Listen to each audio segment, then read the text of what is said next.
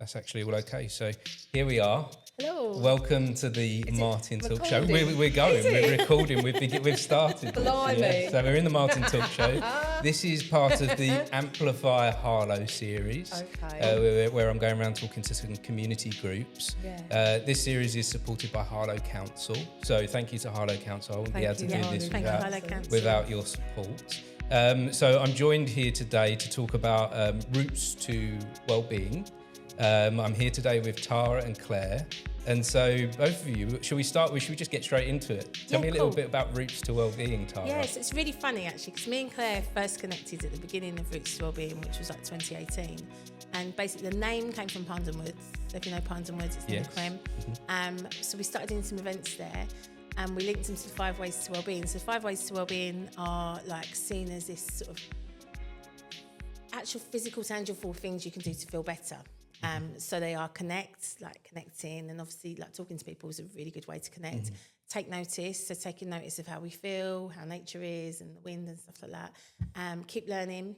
We're learning all the time, especially by mistakes normally. And being active, and that doesn't mean running a marathon, so it can be anything. So for instance, we teach Nordic walking, and we do like thanks to Harlow Council, actually. Harlow Council are doing some good work at the moment with the community, aren't they? We've got a recent grant, so we're doing a programme for long-term health conditions and people that have like recovering from injury and stuff. So you've got connect, take notice, keep learning, be active and give.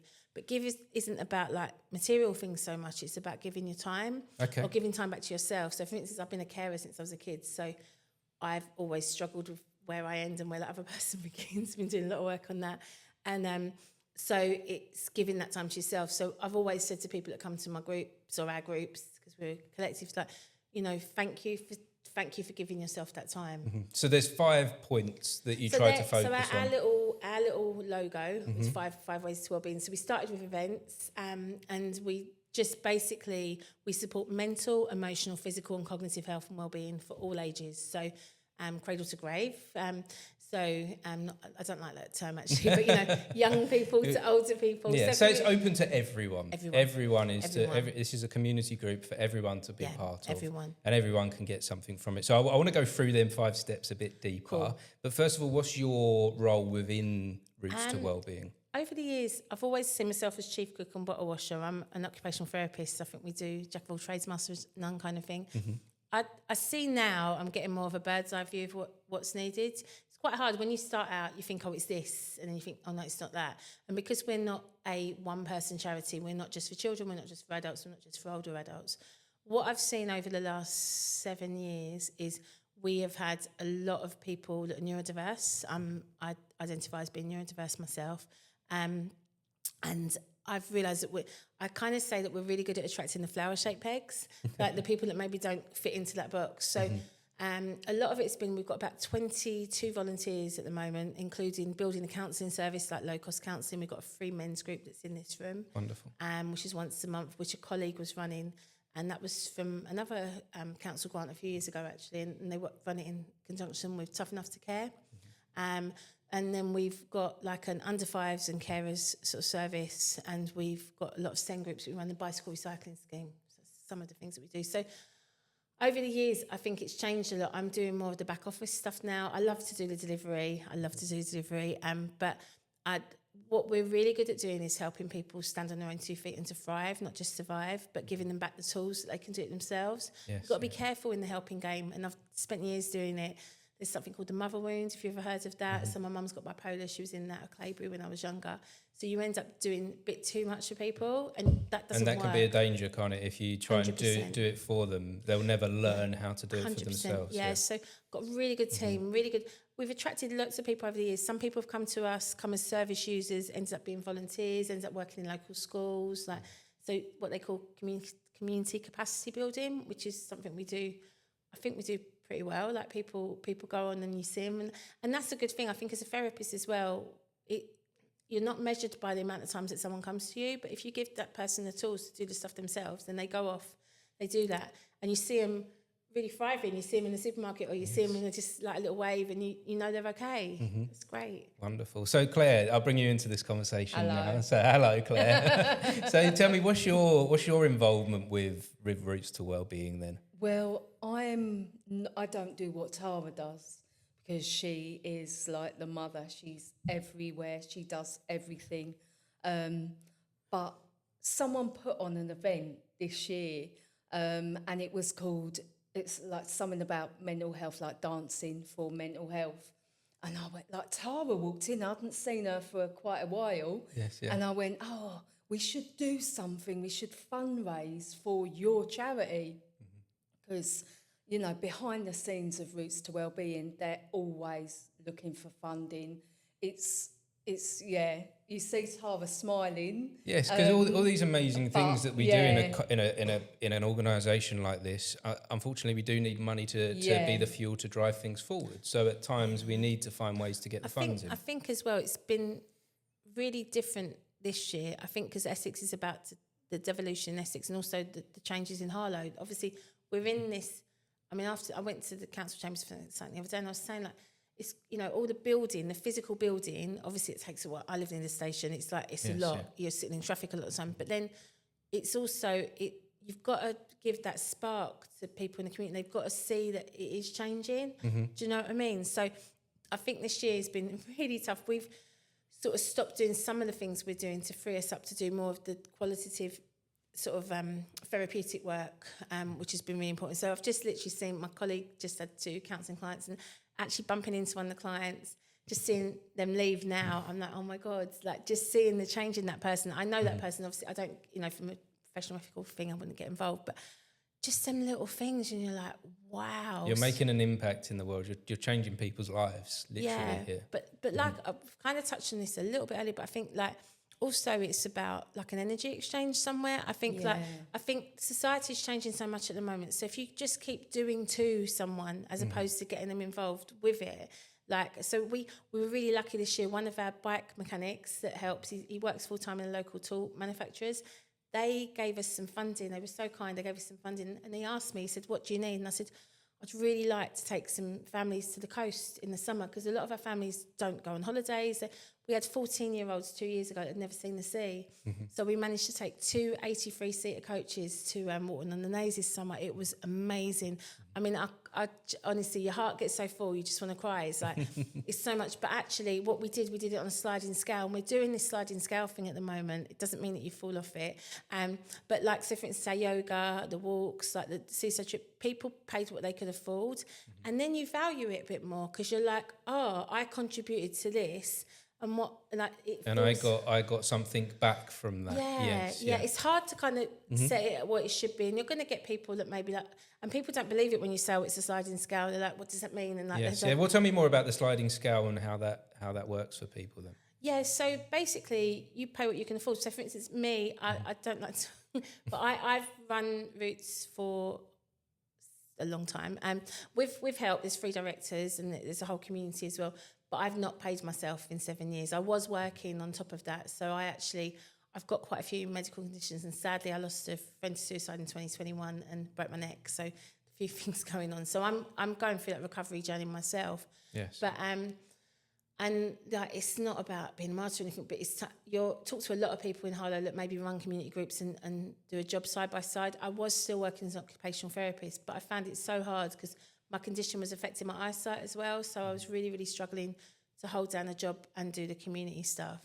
But I'm lucky, I've got a really supportive family. I've got a roof over my head. I've got food in the fridge, you know, it's okay. But like, so I've realised, so even me, I go to some of the groups. I go to the yoga, for instance. If I've just got £1, I put £1 in. If I've got £2, I put £2 in. There's no big deal about how much I put in. I suppose I don't really technically have to, but I will anyway, because I'm getting something back from the instructor, and I feel, especially with exercise, we did the walks. We started off the walks. We did walks for years, and we did them for free. But what happens is there's something in your id, in your brain, in your amygdala somewhere, and it goes, yeah, you don't really want to go for a walk, do you? And like, you know, you look at the weather, and if you've not paid for it, you're more likely to talk yourself out of it. Do you know what I mean? Yes, once that, and I like to think of it as well as an energy exchange. It is an energy exchange. That finances thing. And actually, when I've done business sometimes, I've often felt guilty taking money from people because I'm not driven by money. But someone put it to me like that you get a commitment with that energy exchange through the finances, 100%. through the money being exchanged, 100%, and you see that commitment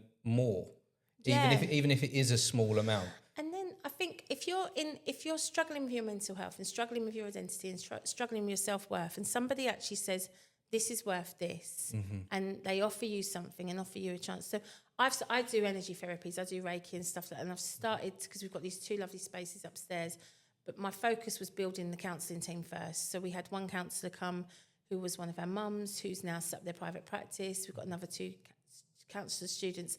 Now, often student counsellors, they have to have supervision every 8 hours, but often they have to pay for it. Like certain big organisations, national organisations, charge about £60 an hour. I didn't think that was right. So I'm doing, or we're, but me with getting the funds in, doing the best so we can fund their supervision and add value. So we're going to do some in-service stuff, teaching like breath work, teaching some tapping and other things that can help. Because actually, like, it is about like giving value back. So to me, you can't just be taking from people all the time. No. It doesn't feel right, does it? And I think this new age we're coming into, which feels a bit chaotic at the moment, but you know, people are starting to realise more and more you can't just like be taking or just giving all the time. Mine was too much giving. Like, and it made me really ill. It made me really, so really you ill. see the smile around you all the time, but behind the scenes, it's like, we've got no money. What are we going to do? And then you have to wait for a grant to come in, and there's so much on you. Been a lot the last few weeks. So money is something we don't often, like, good people, I find, don't often like to talk about money.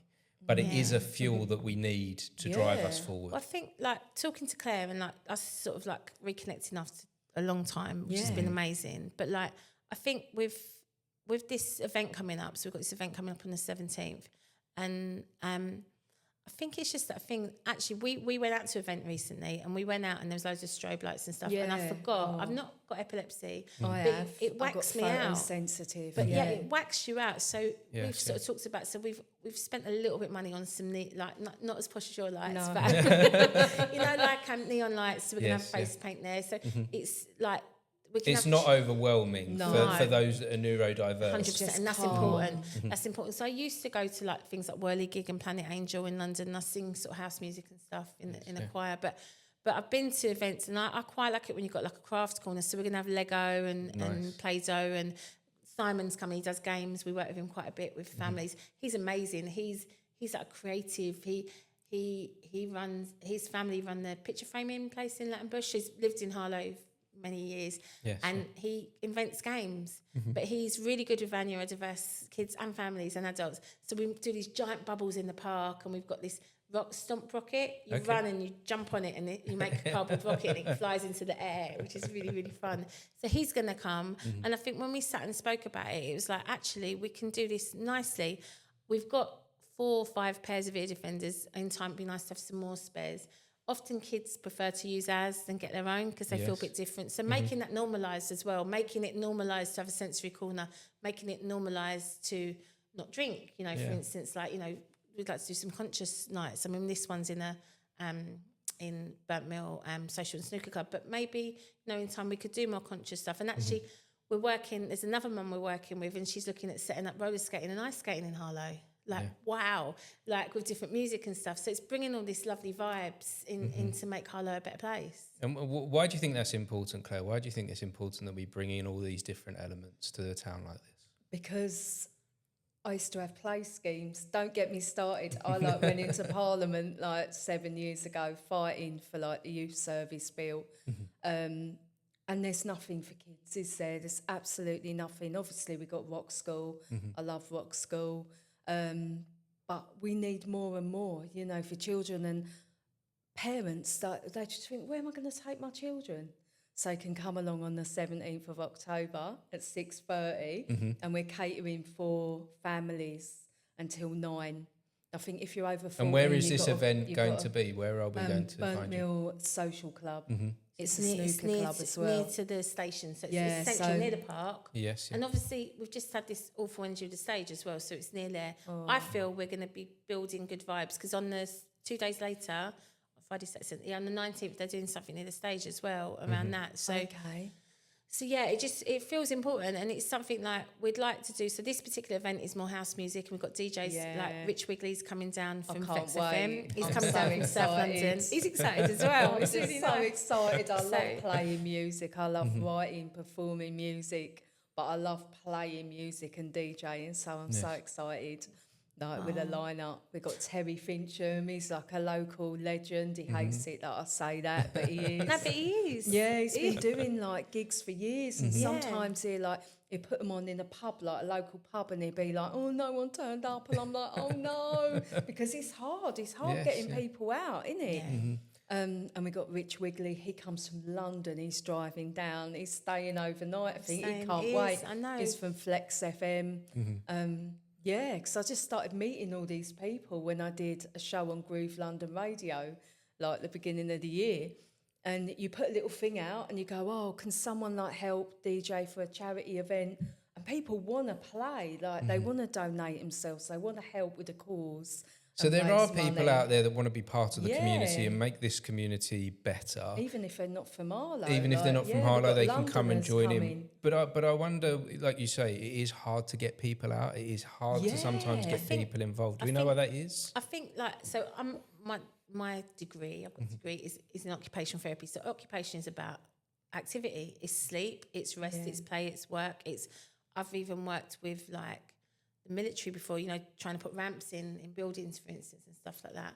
I think what it is, you have to grade it. It's about trust. So there's a whole thing around psychological safety for us neurodiverse people as well. So if I go somewhere and feel that someone might talk about me or just don't feel safe, because I'm quite intuitive, I won't go.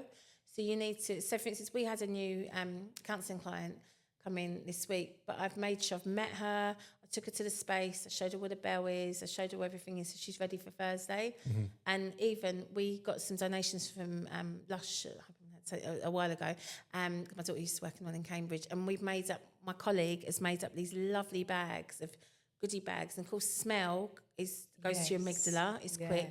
I work with essential oils as well, so sometimes anchoring in things with smell, like wild orange, for instance, is really good for anxiety for most people. And actually meeting her, seeing her this week, we were able to give us some goodies to take away, and like you've established that relationship. So sometimes even with the walks, the Roots Mobile is it looks like an old disability vehicle. It's like a 7-seater, but we put bikes in it when we're doing bikes, and we put humans in it when we're picking them up. But it's a bit higher. So I've got a problem with my knees, for instance. So I've picked up people to bring them on the walks before. You start there. I mean, our walks, that's where we started. And where I got sick, we used to do up to 6 walks a week. And nearly 500 people came out. We've had to start from scratch again since COVID and everything happened. Literally, so we were on our 5th or 6th new walker at the moment. It's like, way. But a guy came out on Monday, lovely guy that heard about us through one of our volunteers, one of our team, one of the community. And he came out on Monday, and he came out again with my other colleague on Wednesday, like today, and they've had a really nice long walk. And just seeing that, I'm like, yay, that's just amazing. So I think if we can do more regular sort of nights, that's what we want. Yeah, we want even like a monthly. Days. Yeah. So you're aware that doing it the first time might not be the ultimate success. It takes time for something like this to build. You've got to be patient.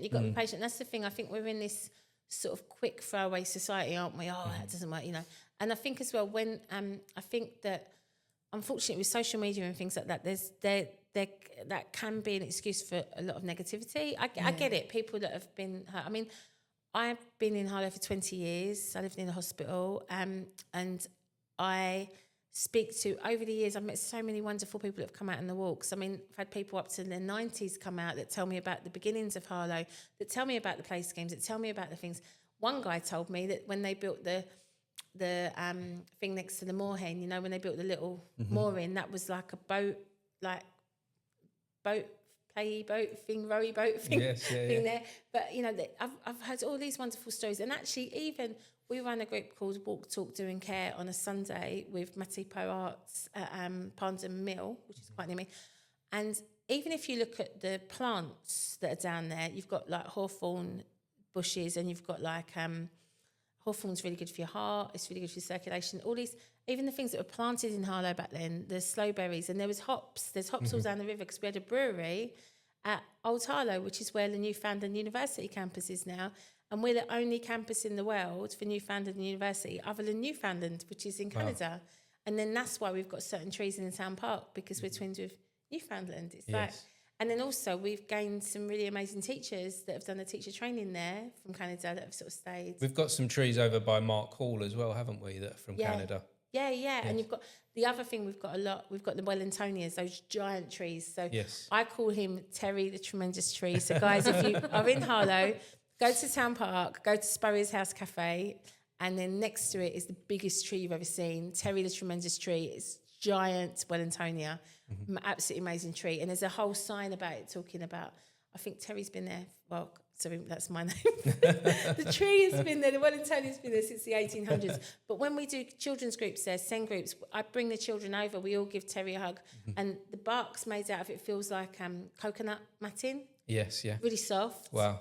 It's really sensory. So and we've started these Monday beginners Nordic walks at the park on at 9:30 on a Monday morning. Oh my word. Because it's autumn, every week the leaves are changing colours. So we've had like yellow, a bit of light green. So much to discover and so much connection that you're having with people out on these walks. It's great. So when you're going out on these walks with people, what does it look like? What's the vibe that's happening? We do Nordic walks, so we've got the poles, and everyone thinks, Nordic walks, ha ha ha. But actually, it's really good. So as an OT and as someone with like lots of health problems, they're really good for your core muscles. They help you use your core muscles. They make you stand taller. It was developed in Finland for people that go skiing. What happened was, years ago, I used to go to a group nearer to London. It was really expensive. It was like, back then, like 10, 20 years, it was a lot of money. It was like sort of £7 a session or something then. And I realised that most of the people that went out were really affluent and they had all the gear, and it kind of puts you off, and they're all like... So I thought, actually, no. So I trained in it so we could teach it and make it accessible for people. So our Friday walk at Pondon Woods is a mindful Tai Chi walk. So we don't walk so far. We do a bit of Tai Chi and a bit of breath work and stuff. And I like that. But I mean, our new Nordic walk instructor, which was through this grant through Harlow Council, which I'm really grateful for, she's fitter than me, basically. So she can walk really far. I used to be able to, and I'm building up to that. With inflammatory conditions, anyone out that's got an inflammatory condition, it can... You're not always acutely unwell, are you? So something can hit you, and then you've just got to work out how to rebalance yourself. So I'm in that process. But I'm so grateful. So Julie just messaged today on our Wednesday Walkers group, and she took this new guy, took him miles, and they had a cup of tea, and they come back and they're really happy. So I'm like, yeah. So yeah, I mean, they're really friendly. They're anyone's pace. So for instance, we had a gentleman in his late 80s a few years ago that wanted to go to the Galapagos Islands with his wife, but he was really struggling with his balance, so he had to use 2 walking sticks. And with walking sticks, you'll see people walking like into one hip, into the other hip, and actually that's where, because osteoarthritis is the biggest thing that we have in the UK because of the weather and stuff. So you'll see people like with maybe a bad left knee and end up with a problems in the right hip and then the left shoulder because they're uneven. Doing the Quasimodo here. But like, so the poles, they really, I mean, it's helped me so much. I mean, I can't get off my chair a lot of the time. I can't get in the bath. I struggle with a lot of transfers, but actually having the car seat a bit higher and using the poles, it makes me... It helps use your my core muscles. I might not be able to see them, but they are there. And so do you go on these walks as well, Claire? Are you part of that part of it? That's too much for me. For you, is it about organising and being part of the events then? Yes, I'm more about the music side of things and like everyone having a good time, like, and dancing. So tell me a bit about that, about the music and the dance and how that helps us with our mental health. How has that helped you? It releases serotonin, not serotonin. Hello, I'm serotonin. That used to be my comedy character. And she was like low in serotonin. But yeah, and oxytocin and dopamine, it like releases all those chemicals in your brain so that you feel happy. Like a lot of people are isolated, they don't go out a lot, and you can get agoraphobia. I've had that, like, and anxiety, I suffer from that. But you've just got to like face it head on and go, no, I'm not going to let that win.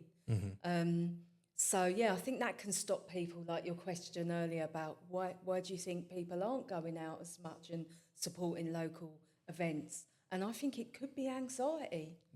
Like, I think that was with me. It's like, oh God, I don't really want to do, do I feel psychologically safe? And I think there is an anxiety within the community, especially after COVID. Yeah. Even that we're it's 5 years ago now from when it started, but the anxiety is still there. Yeah, it's psychological. We were put in this situation of being stuck in our homes, separated from people, and especially in children. We're really seeing it. So our Reach group, which we started 2.5 years ago, which is here at the big hall on a Thursday morning, we started off because a lot of the conventional services weren't open. So so in Harlow at the time, Virgin Healthcare were our paediatric services, so children's services. It's changed now to HCGR. But because of the clinical guidelines, they weren't open. So we started it because we were like really concerned. We were doing a bit of work for Healthy Active Families for Active Essex at the time, but they didn't really support under fours, and it was the COVID babies. So we've just had our first lot of COVID babies last September start school, but now we're looking at what we'd like to do. What we want to get some funding in for at the moment is looking at working more with the parents as well, because you've got a lot of interdependency from the parents, because it wasn't the parents' fault, but the child became like the crutch, and then you've now got and interdependently, and of course then there's separation anxiety. Anxiety. I think because they're saying now 1 in 2 of us is neurodiverse. So with neurodiverse, we are normally really sensitive. We're empaths. We pick up on everything. So at the moment, I've got a couple of kids. I've just been messaged. I tend to get some messages on WhatsApp most of the time, and a couple of parents saying, "Can we bring this child's over 4?" And I'm like, "Yeah, of course." I mean, we've got another parent helping. Bringing older jobs, because they're not at school. So you've got this breakdown in the education system now of SEMH, social emotional mental health needs. You've got autism. You've got all these different needs, these different schools, and we don't always have the specialities. Plus, indicative to Harlow, I think Harlow, the fact that Harlow was built around the town park, so we don't have a high street like a normal town, do we? Really. I know there's other garden towns out there, so. The town park is actually central to Harlow, which is where we've delivered a lot of stuff. So we actually got a grant for the Learning Centre in the Harlow and put this lovely new coloured sort of like surface on there. But other groups obviously can use that as well. We put up materials and we make a big sensory zen and stuff like that. But and it's important. It's important to have these places of safety. And where, in terms of nightlife, we haven't had nightlife. A lot of the nightlife that was in the town went. Obviously, we lost the square. We lost a lot of things in recent years. So where is that safe place? And the fact it's on peripheries, it's like, and because Harlow's split up into different wards, for instance, I mean, Burnt Mill's good because it's near the station. Yeah, it's near the station, isn't it? So, and the fact we've got DJs coming in from other areas. I mean, I've got friends coming in from London and stuff as well, to come out that night. But I think we just need to start rebuilding it. Same with the walks. Start with one. You've got to just let your ego go really with it as well. Like, and Instagram's a great thing, guys. But, like, I'll be on my own on a walk sometimes. I will just take some nice pictures. And I won't tell anyone I'm on my own. We don't always need to share everything that we're doing. Because I think that's one of the bad sides of social media, is that we're presenting something to the world that isn't always true. And that falseness can be actually quite damaging for ourselves. Oh, yeah. I mean, I used to, over lockdown, I used to do, oh my God, I'm so embarrassed. I used to do like, I don't know what they call it, Facebook Lives in my kimono in my garden. And then one day I went to the dump. It was just before the refuge centre, for if you don't know what that is, where you put your rubbish. I went to the refuge centre and it was just before COVID. When people were talking about stockpiling toilet rolls and stuff like that? I wasn't, by the way. I was in my garage and this person was like looking in. What did you use? Your paper? We haven't got a delivery of it. I got some in the end, but I didn't do that. But now I got to the dump, so I'd forgotten that I'd done this live. I'd done this live in the morning in my kimono, because all I was trying to do was just like say, look, I look like crap, like life's all right, everything's all right. So just talk twaddle. I got to the dump and I got up the stairs and this lovely lady went, "Oh, British to well-feed." Sorry, that's not your accent if you can hear me. And I was just like, I was mortified. I stopped doing lives then. Because you forget you're in the comfort of your own home. Do you know what I mean? I only did it to try and support people, but I thought actually it's a bit too much. Like, I'm there in my kimono and no one needs to know that. But it's like, I think it's so true. I did this video series over lockdown as well of Tai Chi for Health, which was hilarious. I mean, I'm really not like Yeah, so basically Teo is Tai Chi. It takes a year to learn a movement. I'm a Tai Chi for health practitioner, a bit different. Yeah, it didn't take me a whole year to learn a movement, So I'm there in the woods near where I live, and people walking past swearing, dogs barking. And the poor man who edited it, but now he works for Active Essex, and he's the guy I had to talk to the other day about the grant for the bikes. And he likes me. Wheels and roundabouts. Don't go for Britain's Got Talent. Yeah. But I was like, oh God, I was like, really? Did you have to do that editing? He's like, yeah. I'm like, I'm so sorry. But it is that thing. I think we see. I mean, we all do it. You end up scrolling. You're tired. You scroll. You sit. You scroll. Your phone goes off. It pings. I mean, personally, I've got a bit of a allergy to like most things and people, but EMF, electromagnetic frequencies. Too. Okay. So I have to have crystals and stuff like near my bed, but I can't take my phone upstairs. I have to leave it downstairs. So I've just bought an old school battery alarm clock. I wonder if that's something that maybe actually we all have. Yeah, I think we do. And we're not so recognising it because we're definitely in a moment where depression is hitting a lot of us hard. Yeah. And there's a lot of questions as to why are we in such a bad state at the moment. And things have come into the world like our mobile phones that we're not perhaps dealing with in the correct way. Everyone's sleeping with those electromagnetic fields next to their bed. It's not natural, is it? It's a fake world. And that's like, I'm on antidepressants. I'm like really open about it. Like, because if I wasn't, I don't know. And it's like years of coming off them, going back on them. I come off and think, oh, I'm all right now. No, I'm not. Oh, Claire's going mental again. Like, yeah, thanks for reminding me. I'll go back on them. Yeah. But like, that's fake, innit? I mean, like, I trained to be a yoga teacher years ago in India, and I was like all about being natural and nature and, like ran around America with shamans and stuff. Like, this is my other life. Like, what happened there?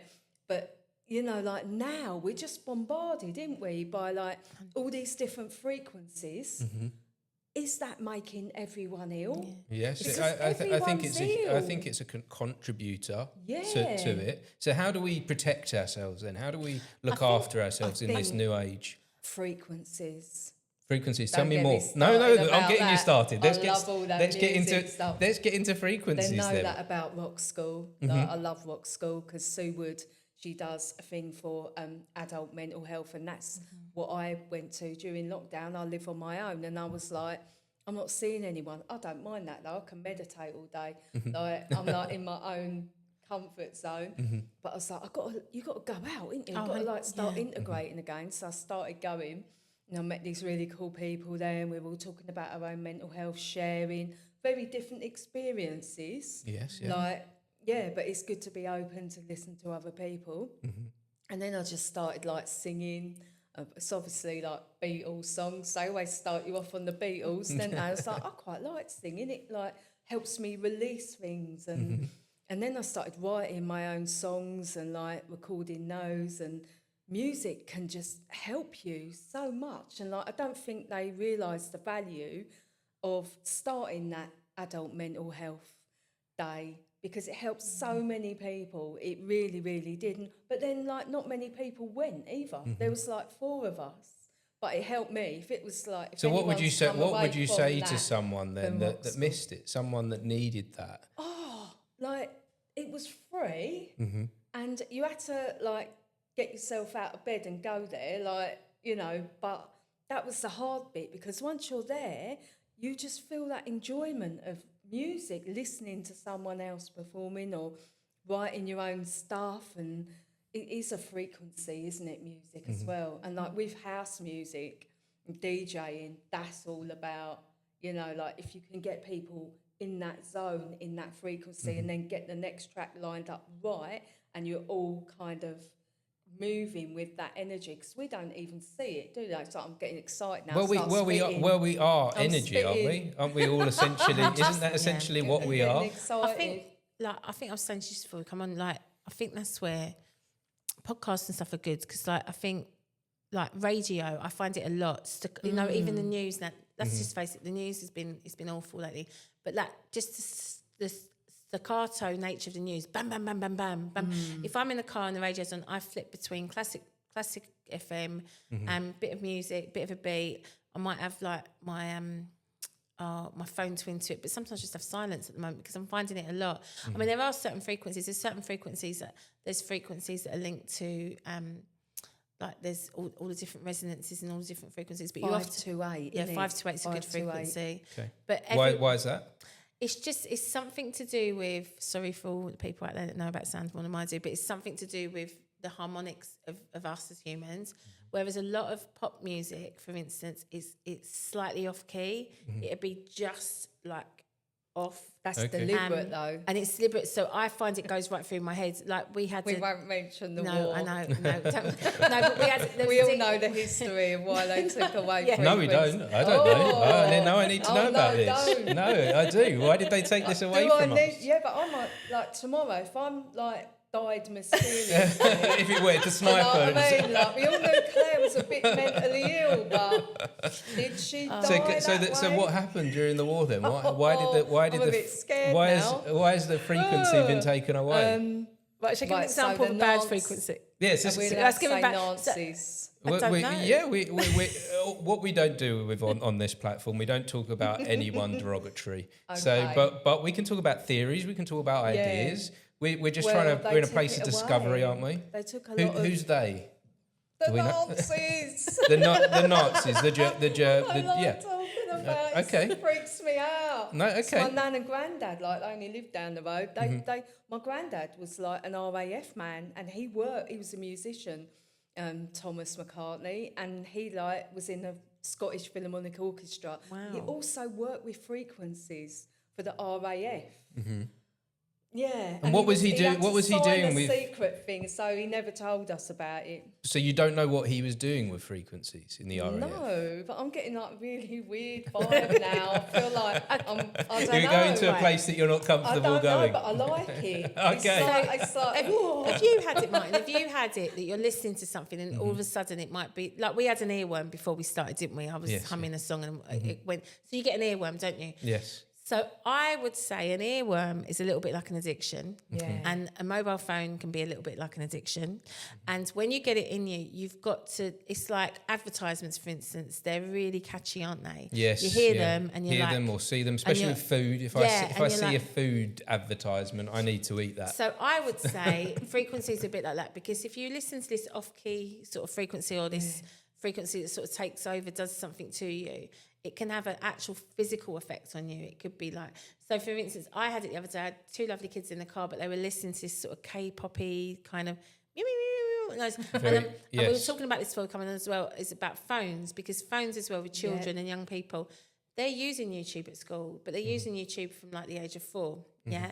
But when they're even the age of, these kids are plugged into these phones. They know how to use them, but they're not even listening to, like, we're having a conversation and we're all listening and trying to take turns, even though I struggle with that. But they're not even listening to something that makes any sense to us, because they're listening to like a vine that's like a few seconds long. And that's part of what's wrong with what's going on at the moment, because people are being fed so much really high frequency, like, or on the wrong frequency stuff, that it's hard to then tune into what does matter. So back to walking, just being in the woods, or going to see Terry the Tremendous Tree in the town park, just spending a minute just grounding away from your phone, and then building that up to a couple of minutes, maybe not taking your phone to bed, maybe leaving it somewhere. We want to start in this actual room, we'd like to start a games group. There was a Panorama program recently about children. It was talking about COVID babies, but it was also saying that how children now, they've lost these social skills, and the parents as well, but they've lost social skills, they've lost the ability. So, for instance, there's an OT when you do an assessment on someone, there's an assessment called the movement ABC. I'm dyspraxic, I can't catch or hit a ball. And when you're at school, that meant I didn't have many friends. It was me and the smelly kids, and they'd pick the smelly kids because I can't catch it. Rounders, I was also always the last to be picked for the football team. Rounders, deep midfield, rounders, and my eyes running, and then doing that with my arm and falling on the floor, and like 60 kids going, oh, because it's 2 classrooms, it's awful. But they're losing grasp, fine motor skills, they're losing problem-solving skills, because they're being fed these quick things that aren't actually real. Get out in nature. Nature's the best thing for you. And that's a really good thing about Harlow. I mean, I didn't realise that when I moved here. How green it is here. Because you just see roundabouts. I had a taxi driver pick me up recently, and he'd come from Romford. and he was like, "What is this place?" He'd never been to Harlow before, and he was saying to me like how he was like, "You live in the forest. It's so green here," because you go to Romford and it's concrete everywhere. Yes, there are 1 or 2 trees around, but not like Harlow. Harlow is a garden town. It really is green. And it really is green. We did. We got asked to do like a walk the other day where they're like mapping out stuff for the the new path. So if you guys don't know, there's an argument around this between 37 and 39 miles of cycle path. And when I say cycle path, I mean the paths that you might see if you're in your car beside you, but also the ones that go under all the roundabouts. Yes. So the other day we did a walk from like the centre of the town as there's down towards that field where the horses are. I'd never walked that way before because I don't live that way. My daughter's walked that way because she used to go to school that way. And it was just like, wow. It's like, lovely. Just Catherine's like walking up towards way. Catherine's and Sumner's, walking up the paths there. And like, so with our bike recycling scheme, we've given out 217 bikes now. So we're now realising it's not just the maintenance, it's actually let's do some practicing, let's do some bike rides with people, let's build bike confidence. We want to do a bike event next year, get people involved. And again, we keep at it, we keep trying it to evolve. But the greenness in Harlow, my friend's South African and she came and she said it really reminds her of South Africa. Right. The other thing that people don't know about, and I didn't realise how many people don't know about, is the river. Obviously, the River Stort runs through Harlow, and then that connects to the Lee. And there's a lovely sculpture, because we're known as a sculpture town. There's a lovely sculpture near the River Stort, near to Ponder Mill, where I'm going to be Sunday for this walk, talk, do and care we do once a month, which is free, booking that for free. And it says something about the River Stort flows, 1869, I think, flows into the River Lee, then into the Thames, and then into all the oceans in all the world. Wow. So when you think about water, we're at a core connection point in Harlow. We are, and the thing is, I think the thing with Harlow is if you go back to stock photos, I'm not quite that old, and I wasn't here then. But if you go back through stock photos, it looked like China because we had all that industry. So with the bikes as well, like we've given bikes to people. We had an 18-year-old boy moved out of care on his 18th birthday to one of the permitted developments in Harlow, one of the ones in the Pinnacles, awful place. And his foster mum got in touch with us and we gave him a bike, but we also took him out to a few different places and stuff. He was thriving, he got a job, he was thriving. We've given bikes to people in low-paid jobs, we've given bikes to families, we've given trailers and seats and things. And you're making me think back to my childhood. So I moved to Harlow when I was about 8 or 9 years old. Really? So I came from Thaden Boys previously, a village not too far from here. But when I came here, my world kind of opened up all of a sudden because of the cycle paths. Because I would get on my bike and I would go around the entire town on the cycle paths. Wow. And and all of a sudden the world was open and I connected with people at different parts of the town. And I also discovered that this place felt like a village as well at the same time, in the fact that there is connections everywhere. Everyone seems to know everyone. I think the Wolds as well. I think the Stowe we're in one of the oldest buildings in Harlow today. So the Stowe, and there's this whole sort of drive for Safe to Go Stowe and things like that. Yes, there's going to be community. I think there's meant to be a community meeting here on the 29th of October, bringing the community in, because it's like, how do you reinvent the wheel? Do you know what I mean? Things have been here already, but I think what happened was you had the Wolds, like you said, Claire, you had the children's centres in the Wolds. We lost those. We lost the youth centres. And we're rebuilding again. Yes, but to rebuild, it's like Derek is the current chair of here. I always get his age wrong. I think he's in his 80s. Sorry if I've got this wrong, Derek. But Derek was actually one of the founders of the Square. And he was one of the founders of Canalability. He's got this great story. He says he's walking down the river one day and he saw a boat and they had £60,000 and he needed to spend out of a grant. And he's like, we'll buy a boat. But now you've got Canalability. Wow. So people that don't know, if you go down to near the Moorhen, there's disabled access canal boats and you can rent them out for the day. We got lucky. Kind of Essex, they got a grant and we got to take a group out on the boat, I think January, February like this year. Amazing service. We see them all the time because we're walkers, we're mincers. We see them and we see the swans and we see the birds of prey and we see the colours changing on the fields. And so there's so many wonderful things to discover in this town, isn't there? Oh, it really is. And so tell me a little bit about this place, the building that we're in today as well, one of the oldest buildings within the town, the Moot House. So Moot House is one of the oldest buildings in town, but at the moment I'm on the committee. It's what you call it's a community association, so it's a charity basically, and it's called Mark Hall and Netterswell Community Association. Many people wouldn't know because it was one of the wards. And our objects at the moment go right back to 1952, so they need to be updated. So we've done some meetings this year, but we've had a lot of things here. So Grease, for instance, the production of Grease, that was 3 days that the new Moot House Theatre Company put together, was in the big hall. First time I've had a production there for years because the Moot House players used to be here and they've moved. And so in that big hall, we do our group in there. There's we've got Test Dementia. Test does dementia groups here, and they do Singing for the Brain here. I've seen them on a Monday.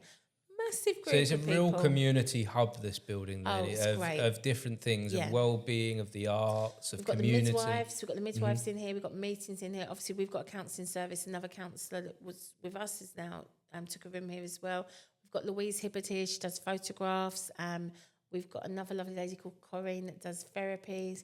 But the halls, I mean, so we're doing our chair and mat-based yoga there on a Sunday and a Monday, but there's loads. There's a church that meets here. There's so many different things. There's a lot of scope here. I feel that this will become more of a wellbeing hub because of its location and because of the cycles. When we do our bike meets, we do them twice a month, once a month here and once a month at the park.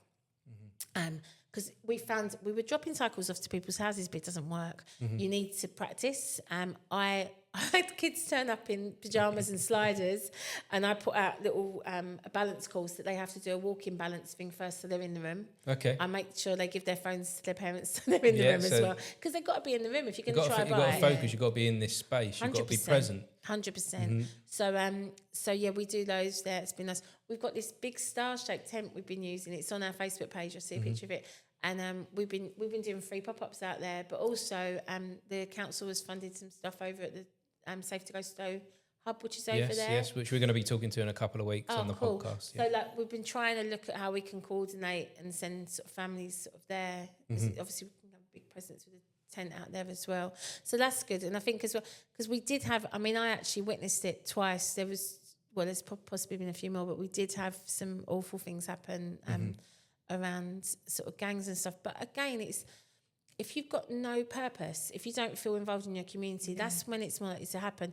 Things like the permitted developments. I'm on a panel with Yasmin, one of our directors, and we got who you've interviewed, and we've been to the House of Lords a few times, and we're on a panel with University College London looking at the health impacts of living in permitted developments. So those of you that don't know, Harlow has got the largest number of permitted developments in the whole of the UK at the moment. Redstone House was one, and there's others. So they're basically office blocks in Harlow. They're office blocks turned into dwellings, and it's something that is being looked at to change. But with that, if you're plonked somewhere and you've got no real choice, how are you going to be involved in the community? I mean, I remember when I was younger, when we had our daughter, she's 27 now. We didn't have anywhere to live. We got moved to somewhere between Stratford and Leytonstone, and I remember getting there and there was bars up. We were on the second floor and there was bars up, and I just cried. I thought, is it safe to be here? Yes, yeah. When you move into this, so what we need to do, instead of this sort of division that's been going on at the moment, is we need to work more with people to get people involved more in the community. Yeah, there doesn't seem to be a welcoming, is there? There's definitely, when new people come into the community, there's definitely a divide. And there's a little bit of fear on both sides. From people coming in and people that are already part of the community are fearful. Most division comes from fear, doesn't it? If you don't understand something. It's funny, I teach something called Jin Shin Jitsu breathing, bit of a mouthful. But basically it's a picture of a hand. So I've got clay on my hands. So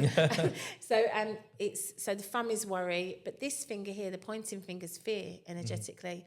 So you think about it, I've been bullied many a time in my life.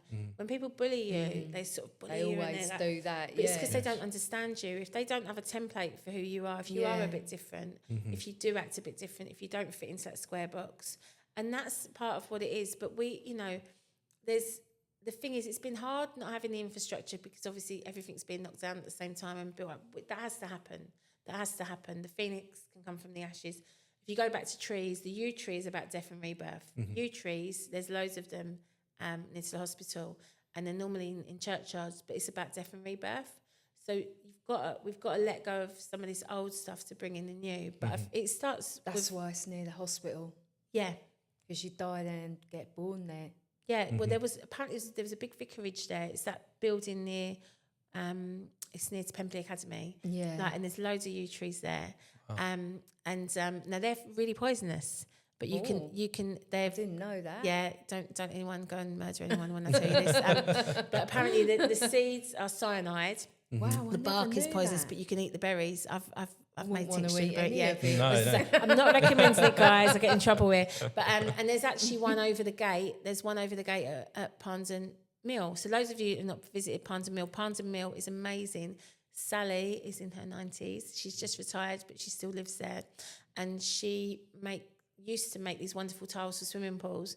And apparently the story goes 50-something years ago, she was in the Tatton Park and she got handed the keys to Parndon Mill. And ever since then, there's loads of artists and photographers and amazing people there. I love that It's place. such a great space. And there's a little bit of a small hold in there because there's like the sheeps, if you like sheeps, swans, if you're lucky, big cattle with the big horns, white cattle with big horns. So, so I think that maybe we need to be doing more of this in an ambassador role. I always saw that maybe we can do more about bringing people out, getting them out to walk, getting them out to ride a bike, getting them out to do different things, getting them out to meet different people. So it's like that whole adage of feed a fish or teach someone how to fish. Yes. And that's really what we're about, is teaching people how to fish. Teaching people how to fish. I like that.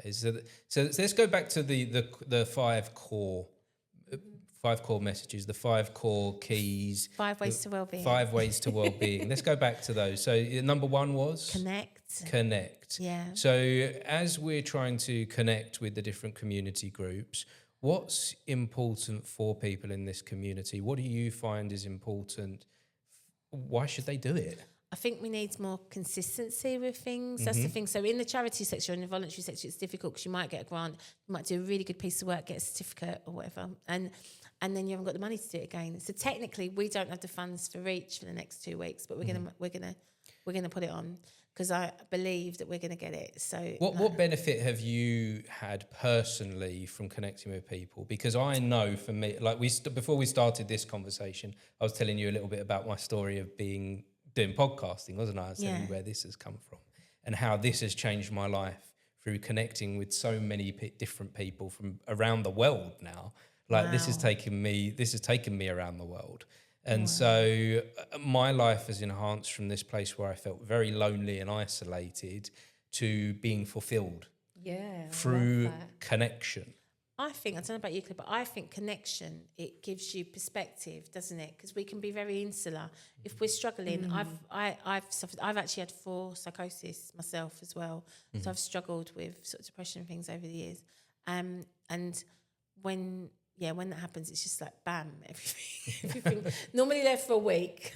It's like a holiday. But yeah, no, it's intense. But I think when you're in that place, and let's face it, a lot of things are designed now to put us into lack. When you're in lack, we talked about lack. I was talking about some states. So when you're in that place, so when you meet someone else and they share a little bit of their story with you, something will resonate. Something will resonate. I find there's often a theme.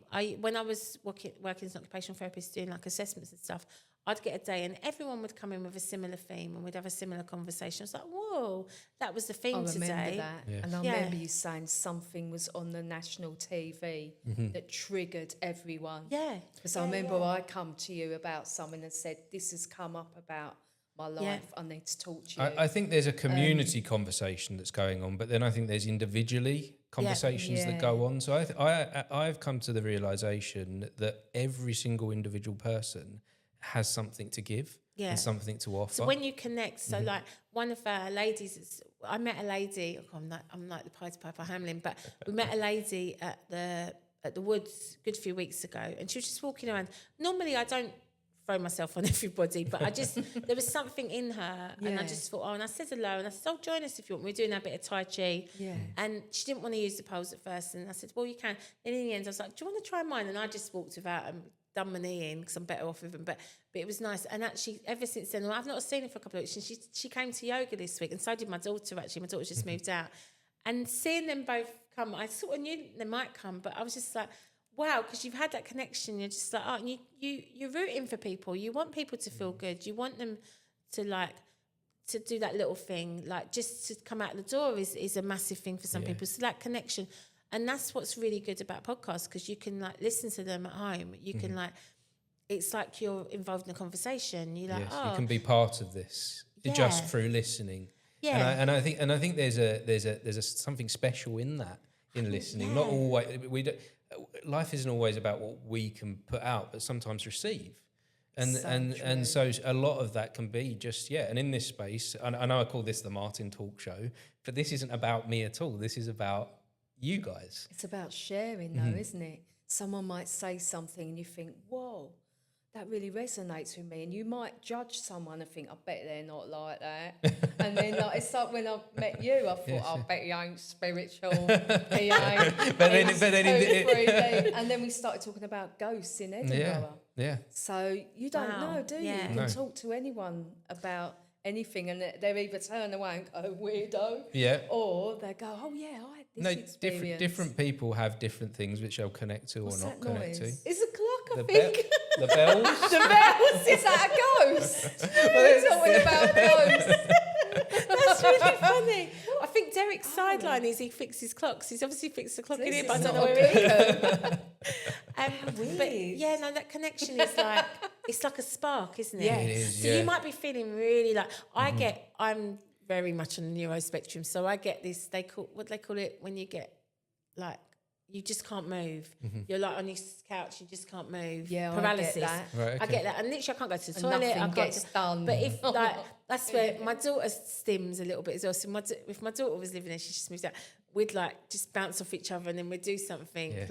So sometimes that person literally just. It's like dominoes. They just do that, and then you're like, "Whoa!" And you're like, and it's just having that someone check in with you. Is it someone? Yes. And I love there's an energy exchange between us going on here 100%, right now. yeah. And didn't you say before we started this conversation, Claire, that you like jazz? Well, I didn't know that I liked it, but when I started going to the adult rock school, You discovered I it. started singing. I love Nirvana, right? And I was like singing like a jazz version of Lithium. Like Jane MacDonald. Well, I Don't often get my Jane MacDonald impression involved. I often compare what we're doing here to jazz. That it's not just one; it's harmonious, and it's not often. It's not just one strain of a conversation. We go a little bit over here and a little bit over there, and we mix it up a bit, and we find a place that we all fit together when we're doing this. Yeah, it's like a bit harmony. like well, like I was saying the other day, you got group development, like norming, forming, storming, performing. So you norm, hi, how are you? How you doing? Yes. You form, you're like, oh, we got that in common. Ghosts, let's make the alarm clock make a funny noise. And then you storm, you have a bit of intense like argue or whatever, and then you perform. But it's like it's funny you say jazz. I used to play trombone. I played trombone in a jazz band, and it's the most unglamorous instrument there ever is. No. I'm not Glenn Miller. I had to mute, but it's not. You can't busk with it, right? But it's that thing because you could do a solo, but when you do a solo, you feel the anxiety when you're going to do a solo, or if you're singing or whatever, and you're going to do a solo. But again, it's much better. Like the music sounds better with you. So it does. The music sound. Yeah, if I have tried a couple of times to do this kind of thing solo. I don't enjoy it at all. I hate it. No. It doesn't work. It's not my thing. But when I'm doing this, it's like magic. It's going on. So one more thing I say about connection then, so it just comes to me now, because I say this every week when we do our Friday walk, because we stop. There's some silver birches. They're what you call cathedral silver birches at Pondon Wood, like a little circle. And I always say this, those trees are connected by their mycelium. So it's like we're sitting here like mushrooms, they're connected by the mycelium, and there's all these studies. And there's a network. It's a network. So like we're vibing because we're like, oh, that's cool, because we've done the norming, forming. We didn't actually argue. No. Maybe the alarm clock did. And then we're performing because it's like, oh yeah, actually. And then you get a bit more confidence. So you might be, I would describe myself as extrovert, introvert, because I've got times when I don't people. So I've been telling you. I've spent most of my life, even though I've been in theatre, as an introvert. Yeah. You know, that is really kind of where I see myself. Until I'm not an extrovert. You're on stage. And then there's points where that extrovert can come out. But it needs to be a choice, doesn't it? You don't yes. have to I couldn't force it at all. Yeah, and that's getting back to our event, our first our event on the 17th. Getting back to that, when we kind of went through it, was like, actually, let's just not have strobes. Let's just do the things that we like. That would work better, because it'd be nice to get people coming out, like with the introverts in the family. Say if you've got family coming, to know that they're going to be safe. And the other thing we're thinking of doing actually is, for the walks perspective, is we're going to talk to guys at Park Run and start coming up there with the Nordic walk with the poles and stuff. Because again, you could have someone that's had an injury and they might feel a little bit less than because they can't run at the moment. But why don't we just... They could still be part of the community and still be involved. Like, I haven't talked to people about it yet. But, but that is an idea. Yaz is a regular, so I'm sure. Her and her husband got married and they did the Park Run in their wedding stuff. Oh, amazing. So it's cool. But that thing of like, so it's kind of... I suppose you've got to meet someone where they're at as well, like without crowding them. So like it's this constant ebb and flow, isn't it? Connection is a constant ebb and flow. It could be like I could come in with like too much loud and like it's too much.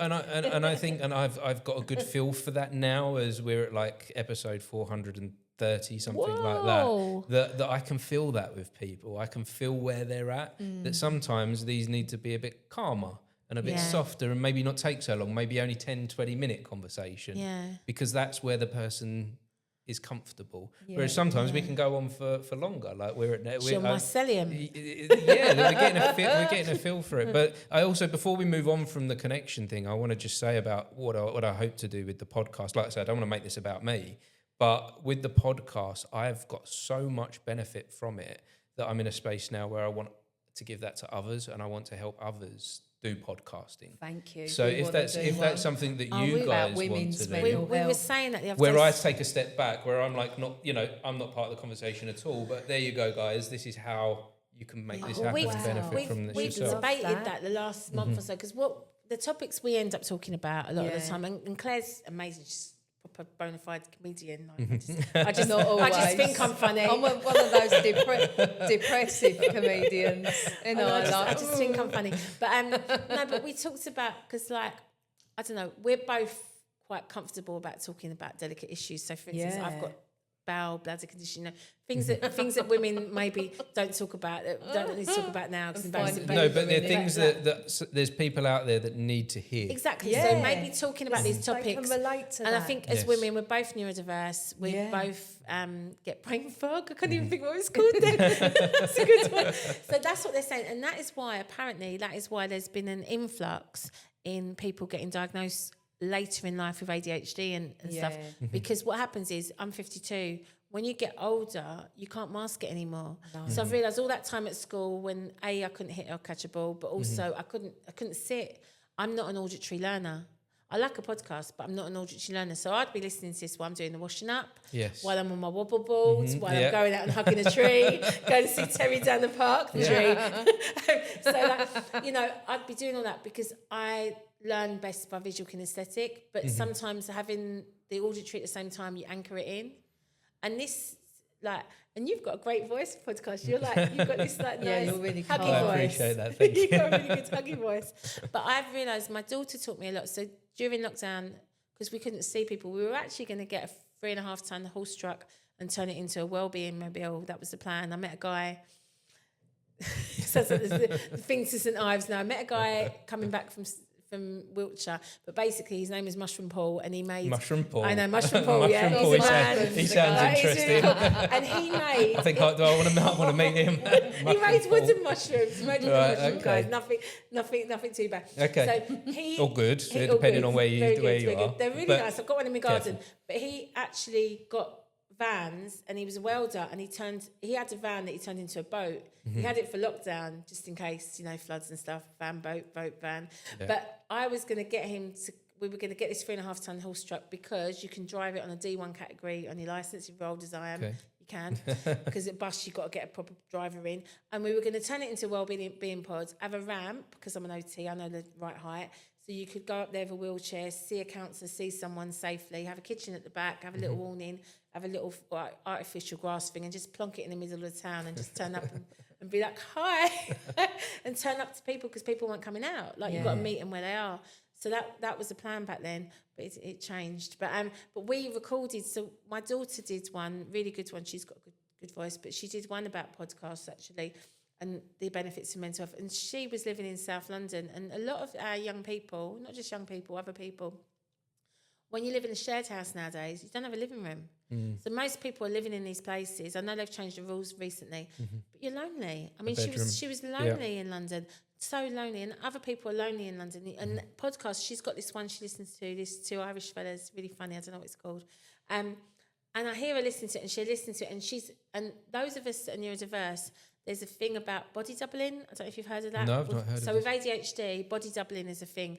So I might struggle to wash this cup up later because I'm like, I can't be bothered. I won't. I will wash it up because I get in trouble. But if it was my house, I might leave it on the side, and I might leave the next cup on the side, and there might be just loads of mouldy cups. Yeah. But if somebody else comes in, even if they don't help you do the thing, they might just be present while you're doing the thing so you can do it. Yeah. So I reckon, personally, as an OT with letters after my name, I think that podcasts are a little bit like body doubling, because you throw one on and you do your housework. And you're no longer alone. Exactly. Exactly. So back to that connection And thing. It's not the same as entertainment.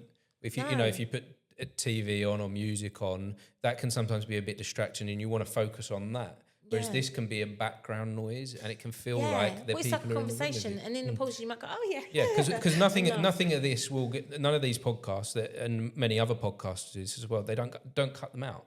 Yeah. You just keep it as a natural flow. And I think that goes back to that energy thing. Well, it's raw and real, isn't it? And I think with that, we're in such an orchestra. I stayed up the other night and watched one of the reality shows. I don't know why, but I just and I just was like, oh my word. Like, I remember when reality shows started. I remember when, like, Gogglebox, for instance, like, people are like, oh, it's a really bad idea, but people quite like that 'cause it's quite soothing, because people just in their house. I know it gets edited and stuff, but like sometimes like. But I remember when that was talked about as an idea, and everyone was going, "Oh, that's not going to work." People watching TV. But actually, it did work. It did work, and that's probably why, because it's just people on their couch with their snacks. Yeah. I mean, how many times do you want to look? Oh my God, you got your cakes out. Well, it's funny when I started doing this 2 years ago. Close friends and family said to me, "What are you doing? What is that?" Yeah. And I know podcasts have been around, they're a good 10 years now, but there's still a lot of people out there that don't fully understand quite what it is. Yeah. And as a form of entertainment, as a form of connecting with people. And so, this is still a new area. Well, I think so. From back to those 5 ways to wellbeing, so the connection part, taking notice, because we're talking about topics.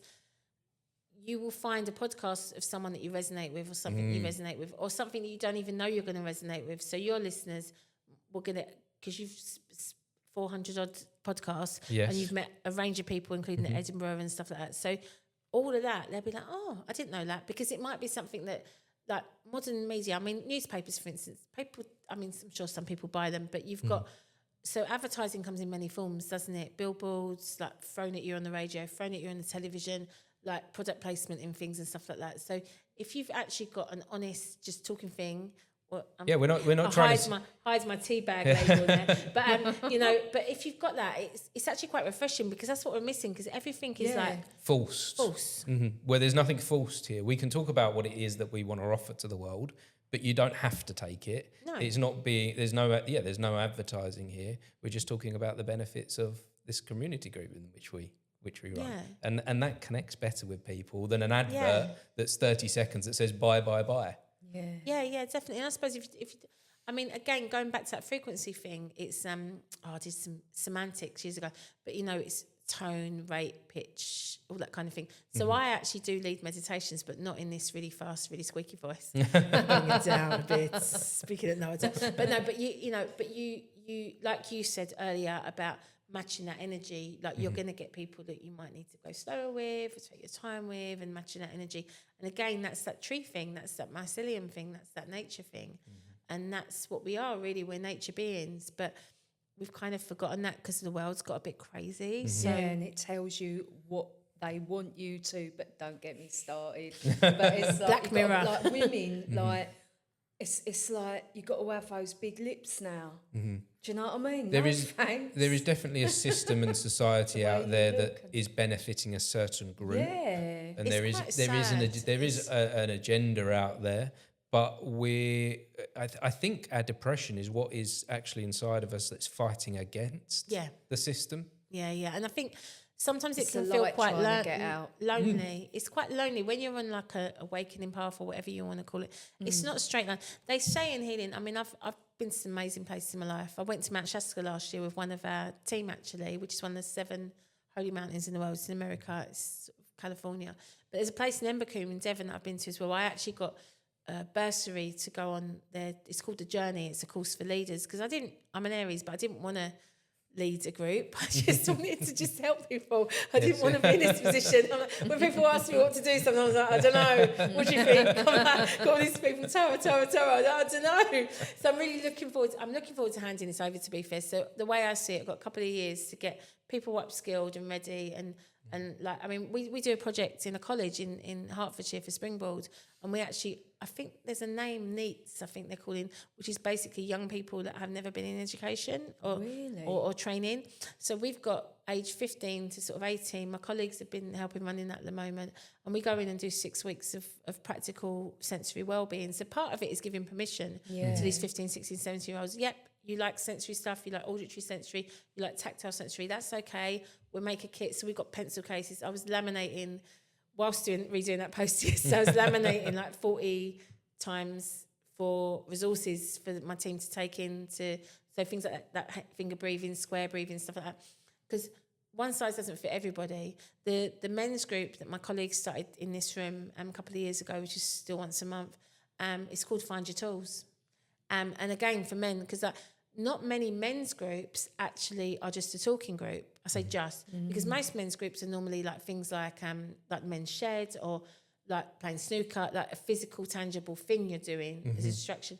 I think the best conversations often happen in the car as well. Do you remember Ricky Gervais? James Corden. James Corden did the carpool karaoke. Yeah, and they were great. Because you're not looking at someone. If you want to talk about something really difficult, my husband, love him. He doesn't drive, and he makes teeth. He's a dental technician in Enfield.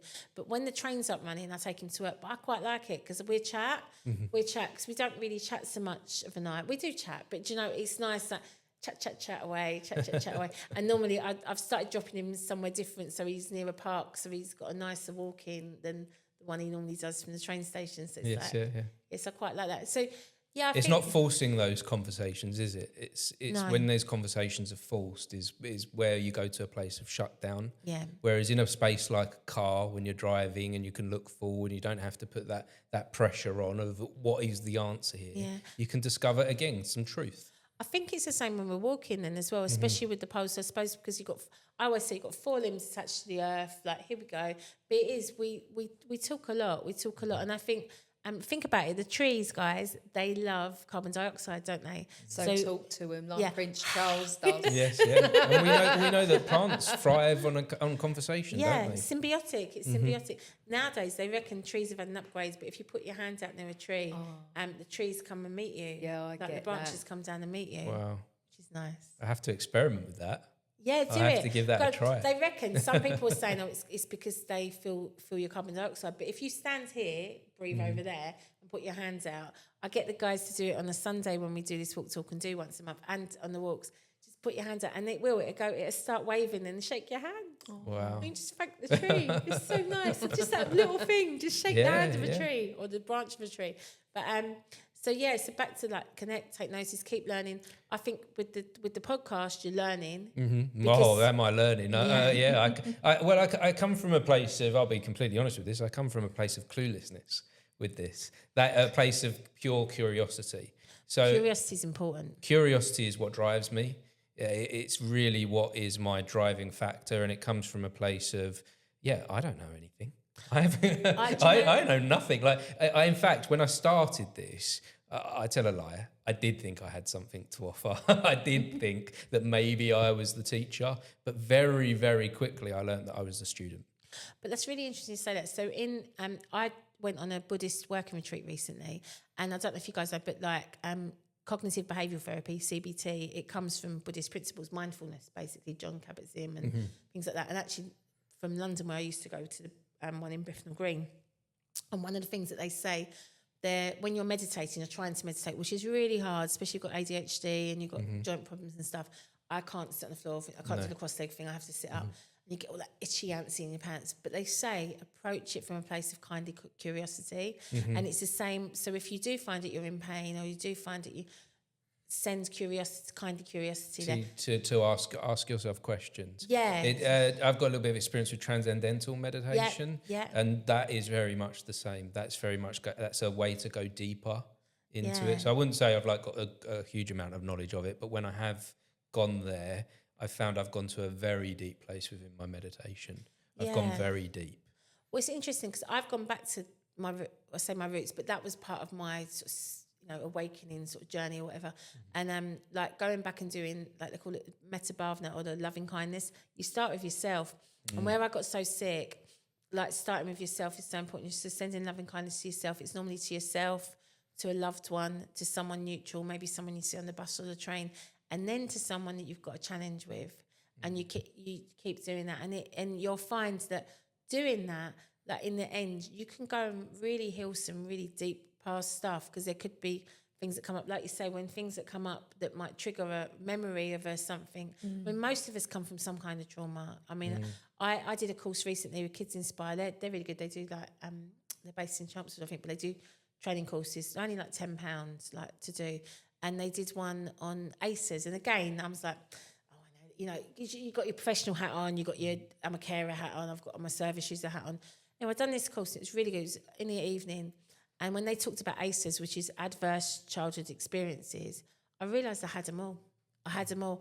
And then it makes you just like humble again. You're just like, whoa. And that's the thing, we don't know everything. So keeping learning is a lifelong thing. Yes, all these people that say, oh, I've got more certificates than hot dinners. I left school, I didn't finish my GCSEs because my mum was in that at Claybury. I went back to adult education, which was hard because I'm not good with the bright lights. And that's how I ended up moving here. I met someone, gave him a lift home to Harlow, and I was like, oh, we can move here. Yes, and that was no traffic that night. See, someone that's I'm dyslexic, and so and I hated my learning experience at school. That for the next good 10 to possibly 15 years after school, I was like, no, I'm not learning. I'm not doing any more of this. I don't want to be part of education. Whereas actually, I enjoy learning so much now. Like, I love it. It's really... It is... I just seek it out every single day. Well, it's funny. I had a chat with Justin. So Justin works...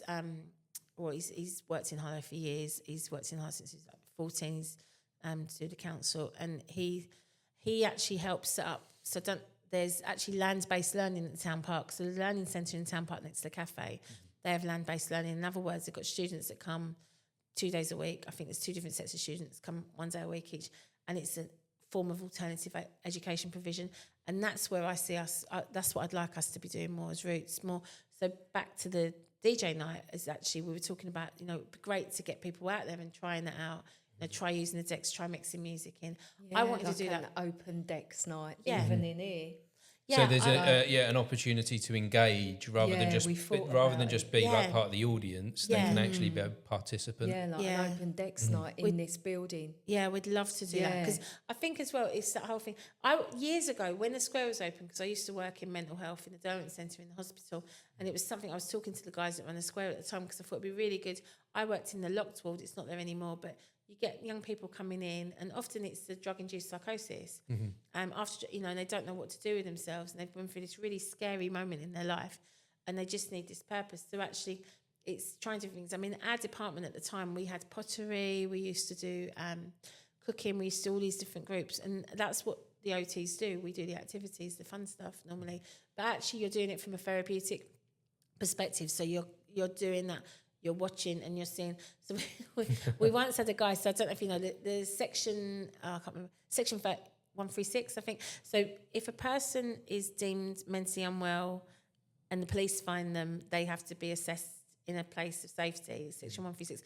They didn't have one back then in Stansted, so they brought this guy in from Stansted, this Italian guy, and he came in and he was really, really struggling with his behaviour. Clearly it was drug-induced psychosis. But the next day I went to the team, I went to the nurses and the doctor. I said, he's much better now. And they're like, and I said, he is. He was signing to the other patients to get, back then you could smoke in hospital, you can't anymore, to get cigarette papers, to get cigarettes. He was trying to read a book upside down and he was concentrating for 15 minutes. And they're like, no. But it's a cultural thing, because like he was like talking with his arms like this. Anyway, the dad flew in from Italy, walks into the ward. He's just like this, the same as his son. I'm like, yeah, the poor man. That's how he communicates. It's because like different cultures, different forms of communication. That's the other thing. Like going back to this, like 5 ways, you've got to remember that when you take notice, because sometimes people might shout, but it's not because they're angry. That's how they communicate. That is, when you watch them. I worked for Jewish Care for years, and there was a lot of like stall holders from the East End that talk really, really loud in Yiddish as well. They'd be like really loud, right? Really, really loud, right? And I'd go to other homes sometimes. I'd go to like a South End of Brighton. It was really quiet, and I'm like, what is it with my home? I had 121 residents. It was the loudest home, and I was like the activity manager, like Butlins red coat for the elderly. I'm like, what is it? But they would shout when they were happy, and they would shout when they were angry. But it was just their way of communication. So sometimes it's the subtle nuances, isn't it? It's the eye contact. It's finding out what the language is, and not being afraid, not going back into that place of fear because we don't communicate. And trying not to be judgmental. I think there's a lot of judgment energy. Yeah. There's a lot of judgment, and that comes from fear. Because we might do it differently. So it's a bit like in brain injury, how we used to teach it was like, if you're going around the M25 and there's an accident, then you might have to go on the A roads. So then you're going on the A roads and you might not know the routes. It's going to take you a bit longer. Then there's another accident, you might have to go on the B roads. So the journey from that decision or that action is going to take a bit longer, but you've gone the scenery, you still get there. And I often say this to people like with brain injury, because with brain injury, like it can be that people like, there's pressure. So for instance, bright lights, if you go to the supermarket, you've got bright lights going on, you've got a lot of noise going on, you might have smells going on. Yes, yeah. All this is an assault to your nervous system and your sensory system. It's like you say, Claire, like if you've been out, like we went out the other day and the lights were really bright. Yeah. And it took you a couple of days to feel... To readjust. Yeah, and I hate that shopping centre experience. I hate it. Why do they do it? I think it's to add the overstimulation stops us from focusing, and we end up spending more money. Buying more things. Buying more things because in a way we kind of just want out. You can't concentrate. You can't concentrate. And if you really think about half the stuff you bought, you probably didn't actually need it. No. So they've worked out a system that if they play the music, have the bright lights, everything looks more shiny, and we want to grab the shiny stuff. And if the music's playing as well, we're not thinking, so we'll just pick it up and pay for it. It's one of the biggest problems with people who've had a brain injury, because we don't have a massive neuro service in West Essex, so that's one of the reasons why I left and started Roots. And you've got like a charity called Headway. Headway's a really good charity, but their centre is in Colchester because it's a garrison town, because head injury is more prominent in men and in the military. So we don't have that here. So the nearest centre is actually in London, but London only covers London, doesn't even cover from Buckhurst still upwards. And like it's one of the biggest things that families will complain if that person's like had a head injury and then going, because if their weekly outing is to the big supermarket on a Saturday when it's really busy, they don't realise the extent of abuse that's given to your nervous system. I have noticed there are some shops now that they're doing quieter times. In fact, I saw it at my bank recently that they've got a sign up that they do a Monday morning 10 to 11 o'clock where no music is playing. They dim the lights slightly, so it's not quite so stimulating, overstimulating. Yeah. I mean, I've seen things like, I used to live near Stratford. I find those kind of places like Westwood, I can't. It's just too much for me. But I've seen like men's creches and stuff when you go out and like places where people can sit. Not saying it's just men, mind. No. It's, I think you just need, and again, coming back to us doing these events, I think that's what we're really conscious of, is just having some stuff there. Because it could be a simple thing of that you could really enjoy one song at a disco and then not enjoy the second song, and then you're like this. Do I dance? Do I not dance? But if you've got a corner where you can sit and just be and then get back up again, or you could be tired, you could be a bit fatigued or a bit overstimulated with the lights and just have a little chill out and then go back to it. I think the thing is at the moment, Harlow's been rebuilt, so we're working with the venues and the places that we've got to try and rebuild our capacity and get people out again, like you say, since COVID, because it's been and you've tough. Got to do this to discover how it works as well. Yeah, if you've got the idea and you've got you're thinking about ways to make the community better and to get that engagement, you can't just talk about it. You've got to do it. It's got to start at some point, and that's that place that you're in. You're starting. Yeah, I mean, you've got to do it with the community, not for the community as well. Yes. So, like with the bikes. So what we found out, so bikeability, it's like a course that Essex does. But bikeability, you've got to be able to sit on your bike for a couple of minutes first before you go off. I learnt to ride a bike when I was 30, like I said, I can't hit or catch a ball, with a little man, bless him, in Waltham Forest running behind me for 8 weeks. 8 weeks. So at the moment in Essex, they only get 45 minutes of a learn to. The amount of children and young people and adults that we've had that can't ride.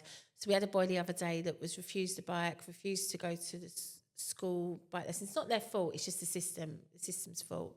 Well, it is the system, the current system.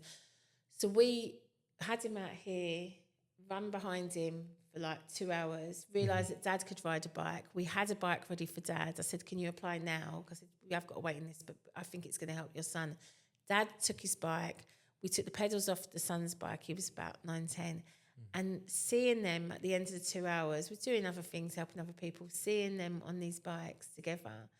Oh, my word, amazing. So, like, just that little bit of investment. Like you said, that group that you went to, the rock school, amazing. There's 4 of you there, but if you were to speak to them other 3 people, where are they now? Yeah, it could have had one of them come from that Shield house. So he was moved from Southend, didn't know anybody, and then he went to rock school and made friendships there.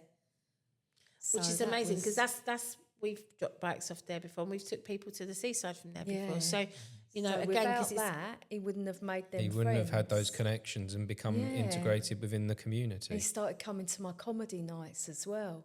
So, like, by meeting different people, you're having like a ripple effect with these actions that you're taking. Definitely. So let's go on to number 2 then of the routes to well-being. Oh, so the 5 ways to well-being. So 5 ways to well-being. So we talked about connect, take notice. This is what we've been doing, is listening to each other's nuances. Keep learning, which we've been doing, and which you guys hopefully are doing. Hopefully we've taught you something. I've been learning a lot from this conversation. And being active. So active can be anything.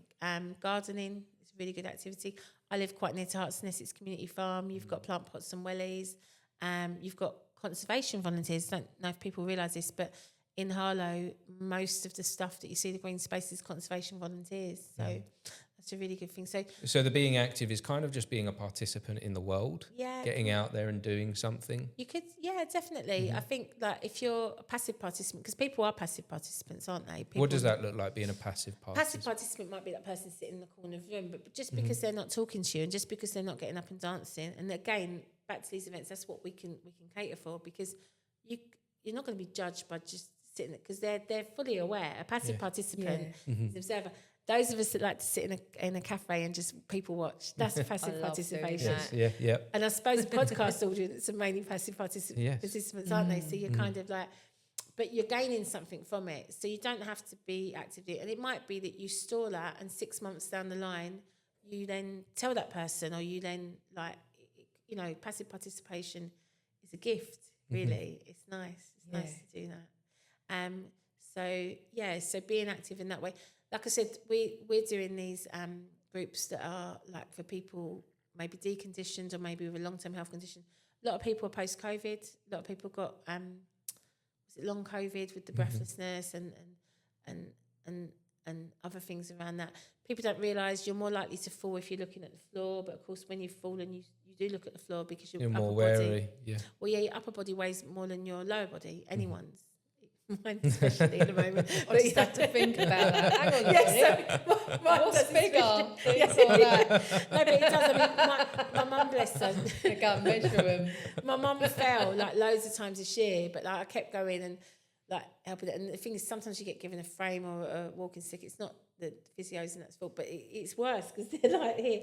Or I've seen people over the years that maybe, I don't know, a family member passes away and they use their walking stick and like they're 6 foot and their person was 4 foot tall, and you see them like, what are you doing? I used to do blue badge assessments, blue badges and taxi cards for different health trusts and stuff, and I'd be like, I'm like, but you wouldn't wear their shoes, would you? Or would you wear their knickers or pants? I don't know. But people do. So being active can be anything. I mean, just walking to one bus stop, just like just walking around the shops, you know, walking with a trolley, walking without a trolley, you know, there's different versions. I mean, this yoga and breath work we've been doing has been really good because it's chair or mat based. So it started off in January, but then we got this grant more recently, started in September. But we had people age 8 to 80 in the same room because like homeschool kids and like my friend's mum, I've seen such an improvement in her. She'd had loads of falls. And her confidence now, she's got a mojo back. It's really nice to see. So it's good. That's really important what you're doing. The work you're doing is so important to the town, the community, and for each of us as human beings is really important. So, and then the fifth one is give. So, give yourself some grace. Give yourself some grace. Gratitude's like, I used to listen to this thing and it said something about grace and ease. I was going through a really, really difficult time. It was something like I choose to live with grace and ease. Like, just sometimes just that self-talk is really important. So self-talk is give. Taking time to listen to a podcast or is give.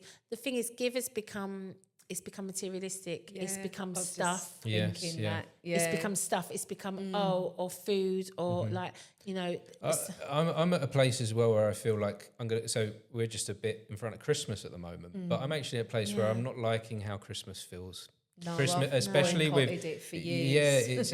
I'm noticing how some children are over gifted. To the point that they don't want for anything. And I've done a little bit of work as Father Christmas's helper without spoiling anything. So I've helped out Father Christmas. A bit of the acting with helping Father Christmas out. And I've noticed that there's a generation of children that coming up that just want. It's awful. Entitlement.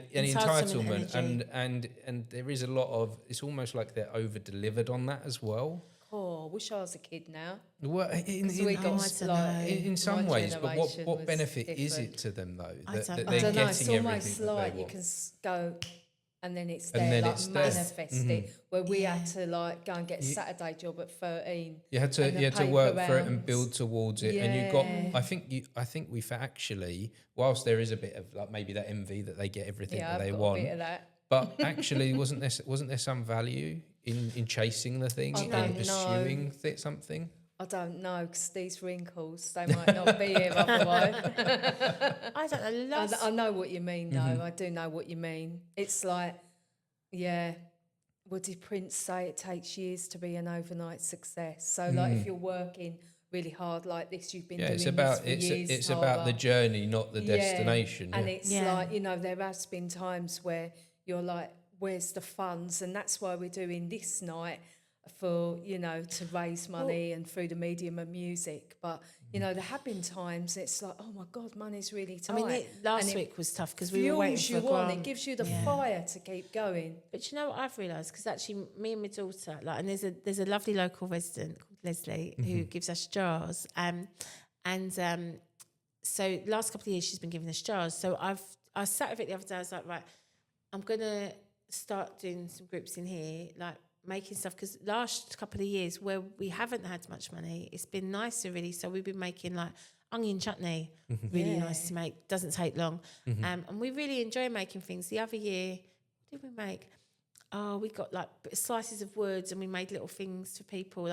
We learnt different skills. So actually I'm quite enjoying taking time. And people really appreciate a handmade thing. I must admit, I did go through this whole guilt trip last year. My best friends, they've got 11 children between them. So they all grew up. That's my stomach. I didn't fart. That was the curry I had earlier. I'm digesting it. Sorry.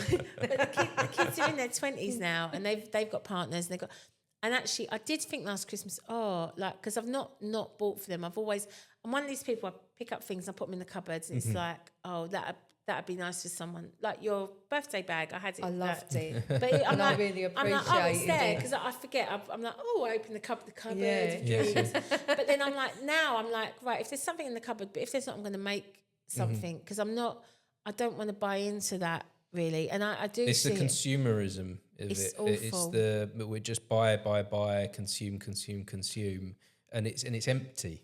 Yeah, That's what I feel. I With think time is the greatest gift. Like, okay, that's it. That's really interesting. Someone's got time for me to listen. That's my stuff, like you. So I used to be very fearful of time. Thank you. And like even just sitting here, I'm like really listening to everything. It's just really nice to being present. Me that is time, powerful. yeah, and I'm like listening and digesting it, and it's really nice. Otherwise, I'd be like wasting my time watching Big Brother at home. You know, like something like that. That's interesting that you've gone there as well. So just consuming feels like a waste. Oh, yeah. Whereas when we're in that moment of giving, it feels beneficial. It's funny, it's like a present. It's like a gift, isn't it? Yeah, exactly. So giving is not the material. Volunteering, for instance, is giving. Volunteering is giving. I mean, we don't have the lovely lady Della. She's amazing. She's not running the volunteer thing anymore because I think volunteering even, there's been a bit of a drive. I think there's a bit of confusion around volunteering because people are now being told you've got to get a job and not valuing volunteering. But volunteering is a stepping stone towards getting work, and it's also a chance to try things out. It's you know, every single job I've ever had started with volunteering. Every single job worthwhile has started with volunteering, because it's a passion project. So when you go in and you can sort of feel it out. Yeah, so I have had jobs by just doing an application form and doing the things based on educational grades or whatever. But everything I've done that's been worthwhile to me and others has been through that connection in volunteering. So that is giving. So within that giving, but also it's funny, things come in 5. So the 5 ways to wellbeing: the connect, the take notice, keep learning, be active, and give that we've been talking about.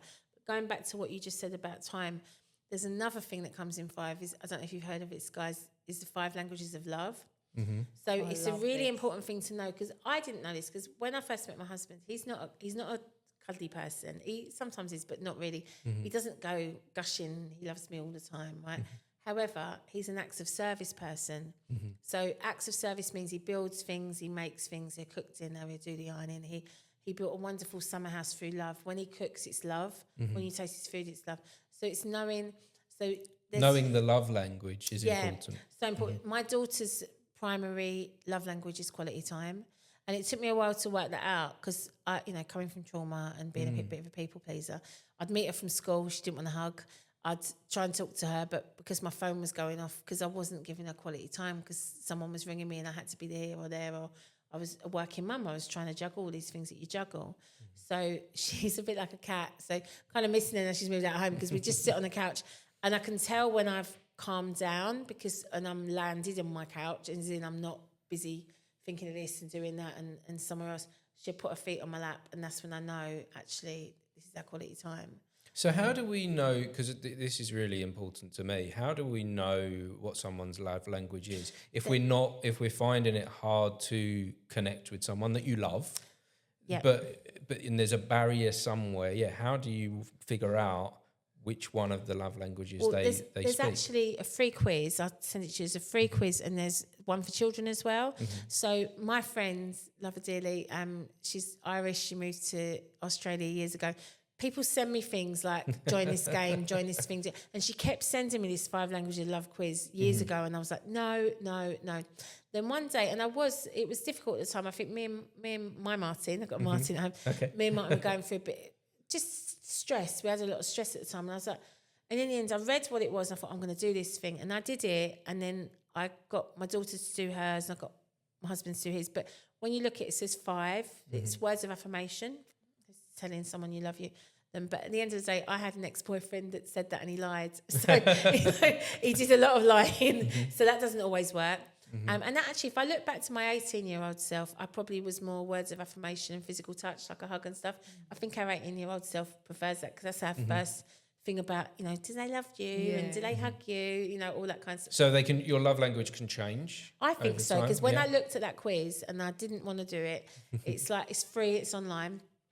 When I looked at his books about it, I looked at the questions and I answered them honestly, but I actually thought, wow, old me would have said that, but new me says this.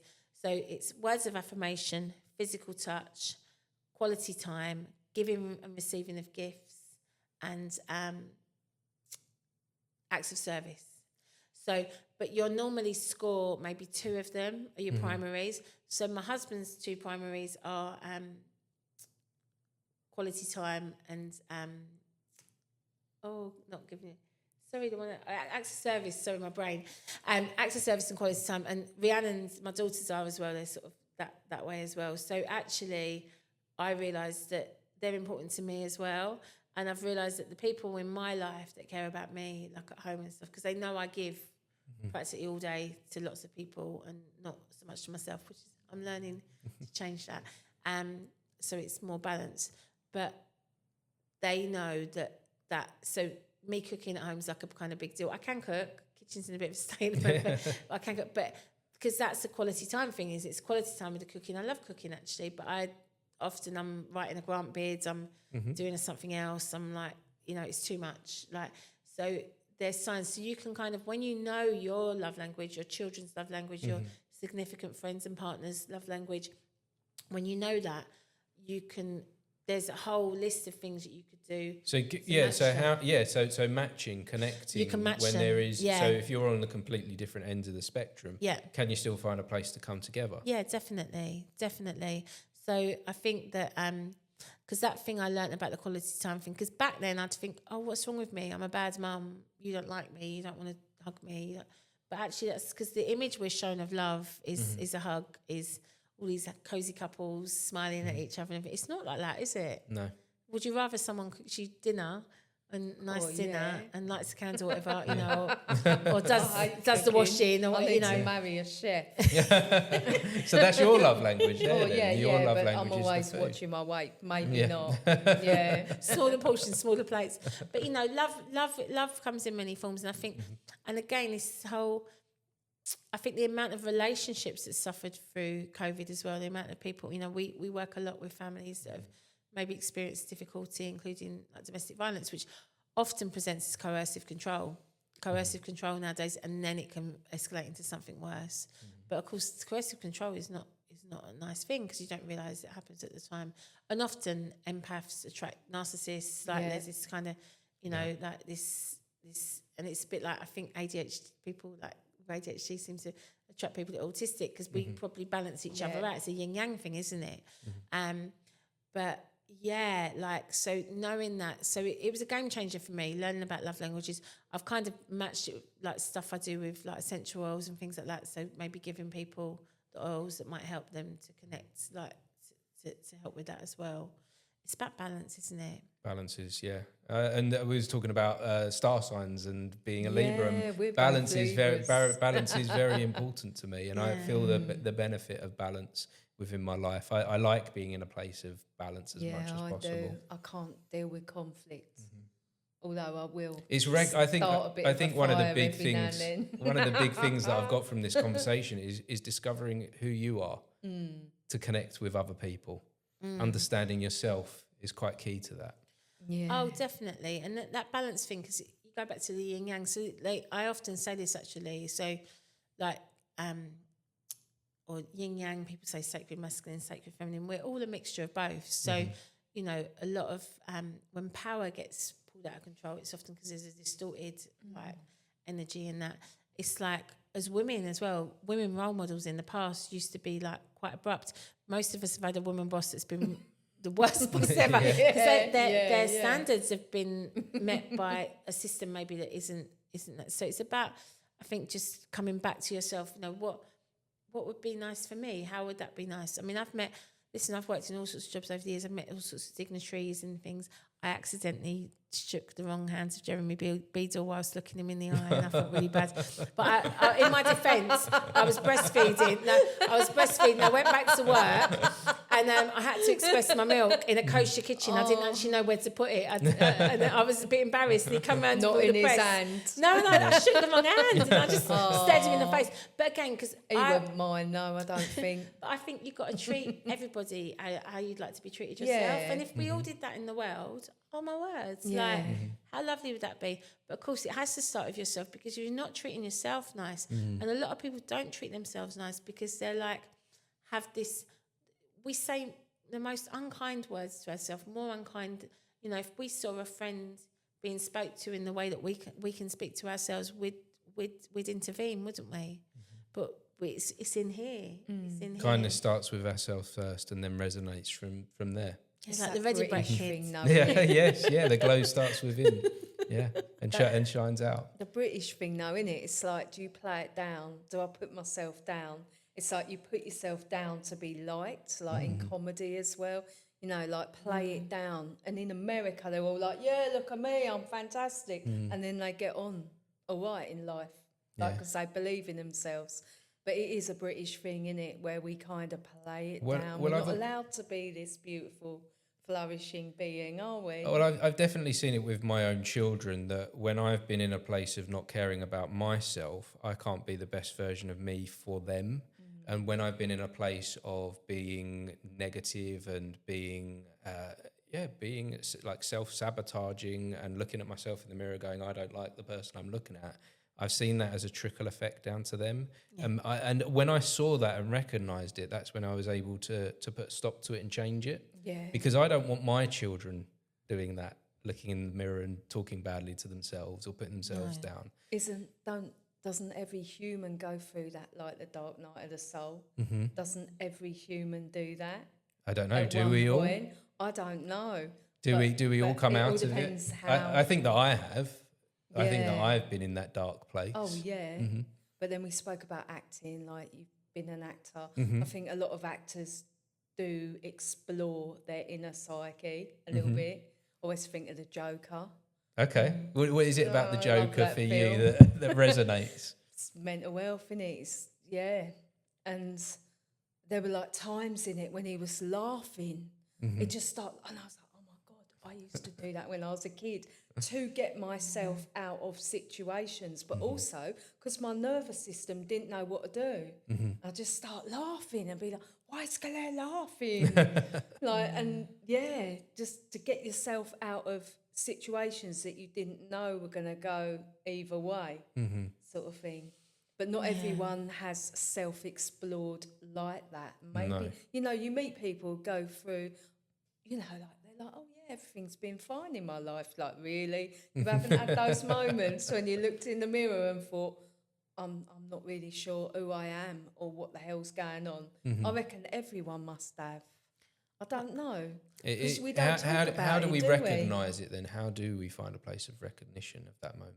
I think in counsel, you do counselling here as well, don't you, Tara? I think it's different for everybody. I think people come to us like, often when you've got all those things, when everything's sort of hitting you, it's often whatever your belief system, whether it's religious, whether it's your higher self, if you want to call it your higher self, your soul, the bigger being that you are, because we're not just bricks and mortar, are we? We're not just bone and flesh. There's something else. They've scientifically measured when people pass, and there's a difference in weight. There's an energy. There's a difference in weight. Yes, there's something there.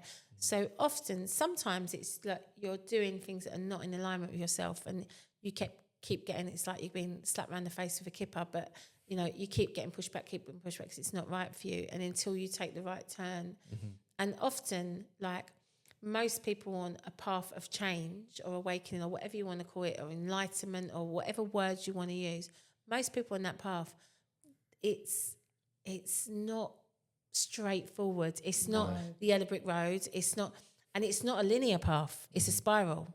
And sometimes you might have like a thing come up, like a generational thing. So like, interesting you were saying about your children, because generational healing is a thing. I'm about to train something called divine healing that I have, and it works on lots of different levels, like, including stuff that you're not aware of, like what you believe in previous, previous things that have happened to you in your soul. And actually what we do impacts our children. I think children, my daughter's 27. I think a lot of children and young people I talk to now, I trained in something called human design during lockdown, and it's visual, and it's because I like visual stuff. It's got 9 jewels, a bit like your third eye in your head. Mine is empty. This part of me is empty. So I then realised that means that when I've got all this chatter, all this monkey mind stuff going on, it's not mine.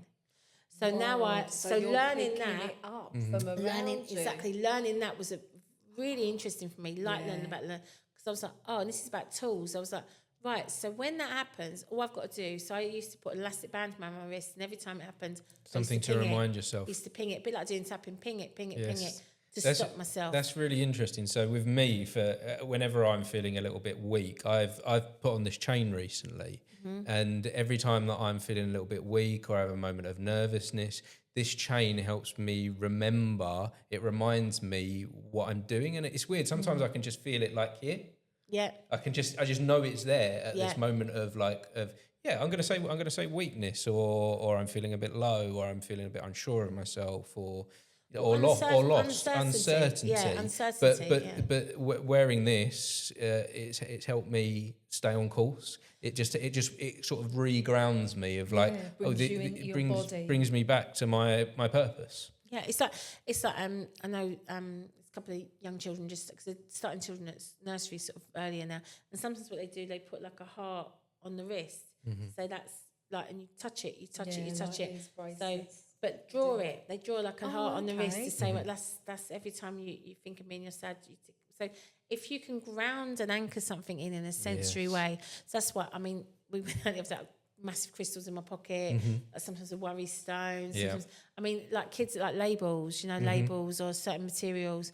To reground yourself, to put yourself back in this present moment. Yeah, because and they say that 5 things, it's 5 things. So that you can smell, touch, taste. It's all things. It's again comes from mindfulness principles to sort of bring you back into the room. So sometimes having a kit. This is the stuff we've been doing. These young people at college. Is having this kit that they can actually take around. So I met a young person the other day and they don't have a bag, and I noticed they don't have bags. I said, okay, we'll make you a pocket kit then. Let's make you a pocket kit. And we started talking about things. And it was just giving that person permission, because when you're a young adult, you're not quite a child, but you're not quite an adult, and the world's a bit weird. So it was like actually, so talking to that young person, we were like, oh, okay, I really like this material, I really like that. So that's cut a square of that, and that's put a bit of that, and that's put a bit of this smelling oil on it, and that's put, because your smell's quick, because it goes straight to your amygdala, bam. So all your other senses have to be transposed by your brain, but the smell is really quick, straight there, and it's straight into the amygdala, which is the almond-shaped part of the brain, which is responsible for fight, flight, or freeze. So it's your prehistoric brain, basically. You're kind of waking it up. So, doing these little things, maybe having, because I've had psychosis, we used to do this thing called a RAP, which was a wellness recovery action plan. They don't actually do that in the hospital anymore. So actually when I had the team come out and see me this year, I was like, I've got this RAP, and they don't do it anymore. I said, well, what a shame. So in there, you can put things like people that you'd want to be phoned if you were poorly, or, things that help you, things that can be useful. And I think we should all have a manual. Everyone should have a manual. It's finding what works for us, and there's a different manual for all of us. Yeah. And sometimes the manual just don't work. No, sometimes we might have the wrong manual. We might be given it by the wrong person. Yeah. The manual. Oh God, imagine. I'm thinking of writing a film now. This would be amazing. Like the manuals get messed up. Everyone's treating that person like that, and they're going, "What?" Yeah, imagine. Yeah, but like if you get treated like a certain way, do you start to naturally act that way? This is the thing. On, like the way I used to have that weird laugh when I was a kid, like that nervous laugh. Do you just do that? Yeah. Well, years ago, so Clay talks about Claybury. So you don't know, Claybury's was a big institution, which is now called Repton Park in Woodford. So it's like really posh housing. But when it was a hospital, it was scary as well. My mum first went in there, from my knowledge, when I was 4. But there was a woman, so in the 80s, I think they closed Claybury because they started caring the community. And there was a woman in there, it was in the local paper, and she was Russian, and she was only put in there because she was unmarried and she had a child. And by the end of it, she'd been there for Is this in the 70s? No, longer. She'd been in there for like about 20-30 years. Whoa. And by then, obviously, she was institutionalised. And then where do you go? I mean, I used to work for something called the Assertive Outreach Team. It was a mental health team. But we used to work with people that are chronically unwell. And these are people that used to live in long stay walls. But of course, they're in the community now. And it's how do you... So we, as a community, we're all responsible, really. Our tagline on our Reach group on a Thursday morning is, it takes a village to raise a child. But it really does. It really does. If you're a single parent, like the other day, I picked up one of the kids for school from someone because they didn't have anyone else to do it. I mean, it's not something I advertise all the time, but it's finding this trust again, back to psychological safety. It's finding trusted adults, trusted spaces, trusted people, trusted places, like it, because you'll start coming out of your little hidey hole a little bit at a time. But if someone just blares you with too much, you're going to go back in, aren't you? Mm. This has been a really wonderful conversation. Yeah, I could feel my energy change all the way through that. Our energy has been on a like, special journey, and I really would like to follow up with some more of these conversations with you guys and visit some of the walking groups that you go on, and maybe we could have some conversations on that we record. That would be quite definitely nice. And we definitely would love your advice as well. So yes, where I can help you out in having more of these conversations on purpose, then I would love to. So do let me know, and once we've stopped recording this, I'll give you some information of how I can support. Thank you so much, Martin. So thank you both of you for sharing today. And if anyone has been watching or listening, we appreciate you for joining us for this conversation. Thank you. Thank you. Thank you. Bye-bye.